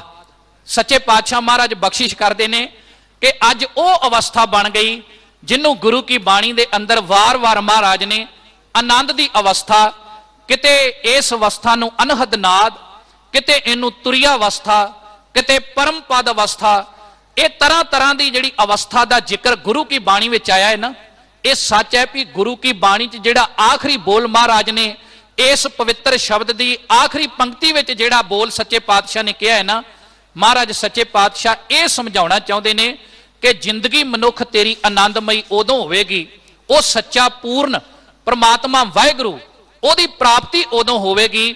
ਸਾਹਿਬ ਜੀ ਕਹਿੰਦੇ ਨੇ, ਜਦੋਂ ਤੇਰੀ ਜ਼ਿੰਦਗੀ ਦੇ ਅੰਦਰ ਗੁਰੂ ਦਾ ਸ਼ਬਦ ਟਿਕ ਜਾਵੇਗਾ। ਔਰ ਸਾਧ ਸੰਗਤ, ਇਸ ਸ਼ਬਦ ਨੇ ਹੀ ਮਨੁੱਖ ਦੇ ਜੀਵਨ ਨੂੰ ਠੰਡ ਦੇਣੀ ਹੈ, ਕਿਉਂਕਿ ਤਪਸ਼ ਦੋ ਤਰ੍ਹਾਂ ਦੀ ਹੈ, ਇੱਕ ਦੁਨਿਆਵੀ ਤਪਸ਼ ਹੈ ਤੇ ਇੱਕ ਮਨੁੱਖ ਦੇ ਅੰਦਰ ਤਪਸ਼ ਹੈ, ਉਹ ਹੈ ਵਕਾਰਾਂ ਦੀ ਤਪਸ਼। ਅੱਜ ਦੇ ਸਮੁੱਚੇ ਸ਼ਬਦ ਦੇ ਅੰਦਰ ਜਿਹੜੀ ਵਕਾਰਾਂ ਦੀ ਤਪਸ਼ ਹੈ ਨਾ, ਇਹਨੂੰ ਪਾਸੇ ਕਰਕੇ ਤੇ ਜ਼ਿੰਦਗੀ ਆਨੰਦਮਈ ਬਣਾਉਣ ਵਾਸਤੇ, ਜ਼ਿੰਦਗੀ ਦੇ ਅੰਦਰ ਸੀਤਲਤਾ ਭਾਵ ਕੇ ਮਿਠਾਸ ਲਿਆਉਣ ਵਾਸਤੇ ਗੁਰੂ ਅਰਜਨ ਦੇਵ ਮਹਾਰਾਜ ਸੱਚੇ ਪਾਤਸ਼ਾਹ ਨੇ ਇਹ ਸ਼ਬਦ ਉਚਾਰਨ ਕੀਤਾ ਹੈ ਤੇ ਸਾਨੂੰ ਬਾਰੰਬਾਰ ਇਹ ਸਮਝਾਇਆ ਹੈ। ਆਪਾਂ ਸੁਖਮਨੀ ਸਾਹਿਬ ਦੇ ਅੰਦਰ ਵੀ ਪੜ੍ਹਦੇ ਹਾਂ, ਜਦੋਂ ਹਜੂਰ ਕਹਿੰਦੇ, ਤਪਤ ਮਾਹੇ ਠਾਂਡ ਵਰਤਾਈ, ਆਨੰਦ ਭਇਆ ਦੁੱਖ ਨਾਠੇ ਭਾਈ। ਆਨੰਦ ਉਦੋਂ ਜ਼ਿੰਦਗੀ ਦੇ ਅੰਦਰ ਆਉਂਦਾ ਹੈ, ਦੁੱਖ ਦਲਿੱਦਰ ਸਾਰੇ ਉਦੋਂ ਖਤਮ ਹੁੰਦੇ ਨੇ, ਬੰਦਾ ਵਕਾਰਾਂ ਤੋਂ ਰਹਿਤ ਜ਼ਿੰਦਗੀ ਉਦੋਂ ਬਤੀਤ ਕਰਦਾ ਹੈ। ਸਾਹਿਬ ਜੀ ਕਹਿੰਦੇ, ਜਦੋਂ ਉਹਦੇ ਅੰਦਰ ਨਾਮ ਦੀ ਸੀਤਲਤਾ, ਪ੍ਰਮਾਤਮਾ ਪ੍ਰਭੂ ਭਗਤੀ, ਉਹਦੀ ਮਿਠਾਸ, ਰੱਬ ਦੀ, ਉਹਦੇ ਨਾਮ ਦੀ ਮਿਠਾਸ ਬੰਦੇ ਦੀ ਜ਼ਿੰਦਗੀ ਦੇ ਅੰਦਰ ਪੈਦਾ ਹੋ ਜਾਂਦੀ ਹੈ। ਇਸ ਕਰਕੇ ਸਾਧ ਸੰਗਤ, ਯਤਨ ਕਰੀਏ ਕਿ ਗੁਰੂ ਕੀ ਪਾਵਨ ਬਾਣੀ ਨਾਲ ਜੁੜਨ ਦਾ। ਸ਼੍ਰੀ ਗੁਰੂ ਨਾਨਕ ਦੇਵ ਮਹਾਰਾਜ ਜੀ ਦਾ 550 ਸਾਲਾ ਆ ਰਿਹਾ ਹੈ, ਔਰ 550 ਸਾਲੇ ਦੇ ਸੰਬੰਧ ਵਿੱਚ ਆਪਾਂ ਘੱਟੋ ਘੱਟ ਇੱਕ ਸਹਿਜ ਪਾਠ ਆਪਣੀ ਜ਼ਿੰਦਗੀ ਦੇ ਵਿੱਚ ਜ਼ਰੂਰ ਕਰੀਏ। ਔਰ ਜਿੱਦਾਂ ਦਾ ਸਾਡਾ ਅੱਜ ਵਾਤਾਵਰਨ ਹੋ ਗਿਆ ਹੈ, ਖਾਸ ਕਰਕੇ ਪੰਜਾਬ ਦੀ ਧਰਤੀ ਤੇ ਮਹਾਰਾਜ ਸਾਹਿਬ ਜੀ ਦੇ 550 ਸਾਲੇ ਨੂੰ ਸਮਰਪਿਤ ਵੱਧ ਚੜ ਕੇ ਆਪਾਂ ਸਾਧ ਸੰਗਤ ਜੀ ਇਹੋ ਜਿਹੇ ਯਤਨ ਕਰ ਸਕੀਏ। ਜਿੱਦਾਂ ਦਾ ਮਾਹੌਲ ਬਣ ਚੁੱਕਾ, ਬੱਚੇ ਪਤਿਤ ਹੋ ਰਹੇ ਨੇ, ਬੱਚੇ ਸਿੱਖੀ ਤੋਂ ਦੂਰ ਜਾ ਰਹੇ ਨੇ, ਉਹਨਾਂ ਨੂੰ ਸਿੱਖੀ ਦੇ ਨਾਲ ਜੋੜਨ ਦਾ ਯਤਨ ਕਰ ਸਕੀਏ। ਗੁਰਮਤ ਕੈਂਪਾਂ ਦੇ ਰੂਪ ਵਿੱਚ, ਇਸੇ ਤਰ੍ਹਾਂ ਹੋਰ ਗੁਰਮਤ ਸਮਾਗਮਾਂ ਦੇ ਰੂਪ ਵਿੱਚ ਪਿੰਡ ਪਿੰਡ ਵਿੱਚ ਐਸੀ ਲਹਿਰ ਚੱਲੇ ਕਿ ਸ੍ਰੀ ਗੁਰੂ ਨਾਨਕ ਦੇਵ ਮਹਾਰਾਜ ਸੱਚੇ ਪਾਤਸ਼ਾਹ ਦਾ ਜਸ, ਗੁਰੂ ਨਾਨਕ ਸਾਹਿਬ ਜੀ ਦੀ ਵਿਚਾਰਧਾਰਾ, ਉਹ ਅਸੀਂ ਵਿਸ਼ਵ ਪੱਧਰ ਤੱਕ ਜਿਹੜੀ ਉਹਨੂੰ ਲਿਜਾ ਸਕੀਏ। ਇਹਦੇ ਵਾਸਤੇ ਦਿੱਲੀ ਸਿੱਖ ਗੁਰਦੁਆਰਾ ਪ੍ਰਬੰਧਕ ਕਮੇਟੀ ਸਮੇਂ-ਸਮੇਂ ਤੇ ਬਹੁਤ ਯਤਨ ਕਰਦੀ ਹੈ, ਔਰ ਕਮੇਟੀ ਦੇ ਸੁਹਿਰਦ ਪ੍ਰਬੰਧਕ ਜਿਹੜੇ ਨੇ ਉਹ ਸਮੇਂ-ਸਮੇਂ ਤੇ ਯਤਨ ਕਰਦੇ ਨੇ। ਖਾਸ ਕਰਕੇ ਕੋਈ ਵੀ ਸਿੱਖ ਇਸ਼ੂ ਹੋਵੇ, ਸਿੱਖ ਮਸਲਾ ਹੋਵੇ, ਉਹਦੇ ਸੰਬੰਧ ਵਿੱਚ ਦਿੱਲੀ ਸਿੱਖ ਗੁਰਦੁਆਰਾ ਪ੍ਰਬੰਧਕ ਕਮੇਟੀ ਦੇ ਪ੍ਰਬੰਧਕ ਮੋਹਰੀ ਹੋ ਕੇ ਆਪਣਾ ਰੋਲ ਨਿਭਾਉਣ ਦਾ ਯਤਨ ਕਰਦੇ ਨੇ। ਗੁਰੂ ਕਿਰਪਾ ਕਰੇ ਆਪਾਂ ਵੀ ਸਾਰੇ ਯਤਨ ਕਰੀਏ। ਸ਼੍ਰੋਮਣੀ ਗੁਰਦੁਆਰਾ ਪ੍ਰਬੰਧਕ ਕਮੇਟੀ, ਦਿੱਲੀ ਸਿੱਖ ਗੁਰਦੁਆਰਾ ਪ੍ਰਬੰਧਕ ਕਮੇਟੀ, ਇਹ ਸਾਡੇ ਪੰਥ ਦੀਆਂ ਮਾਨਮੱਤੀਆਂ ਸੰਸਥਾਵਾਂ ਨੇ, ਔਰ ਹਰ ਇੱਕ ਨੂੰ ਕਲਾਵੇ 'ਚ ਰਹਿ ਕੇ ਇਹ ਗੁਰਮਤ ਵਿਚਾਰਧਾਰਾ ਨਾਲ ਜੋੜਨ ਦਾ ਯਤਨ ਕਰ ਰਹੀਆਂ ਨੇ। ਸੋ ਸਾਰੀ ਸੰਗਤ ਦਾ ਬਹੁਤ ਬਹੁਤ ਧੰਨਵਾਦ, ਕੋਟਨ ਕੋਟ ਧੰਨਵਾਦ ਸ੍ਰੀ ਗੁਰੂ ਗ੍ਰੰਥ ਸਾਹਿਬ ਮਹਾਰਾਜ ਜੀ ਦਾ, ਜਿਨ੍ਹਾਂ ਦੀ ਪਾਵਨ ਹਜ਼ੂਰੀ ਵਿੱਚ ਬੈਠ ਕੇ ਆਪਾਂ ਗੁਰੂ ਦੇ ਵਿਚਾਰ ਸਰਵਣ ਕੀਤੇ ਨੇ। ਔਰ ਸਿੰਘ ਸਾਹਿਬ ਗਿਆਨੀ ਰਣਜੀਤ ਸਿੰਘ ਜੀ ਮੁੱਖ ਗ੍ਰੰਥੀ ਗੁਰਦੁਆਰਾ ਸ਼੍ਰੀ ਮੰਗਲਾ ਸਾਹਿਬ, ਉਹਨਾਂ ਦਾ ਵੀ ਬਹੁਤ ਬਹੁਤ ਧੰਨਵਾਦ। ਭੁੱਲਾਂ ਚੁੱਕਾਂ ਦੀ ਖਿਮਾ। ਸਾਰੀ ਸੰਗਤ ਫਤਿਹ ਬੁਲਾਓ। ਵਾਹਿਗੁਰੂ ਜੀ ਕਾ ਖਾਲਸਾ, ਵਾਹਿਗੁਰੂ ਜੀ ਕੀ ਫਤਿਹ।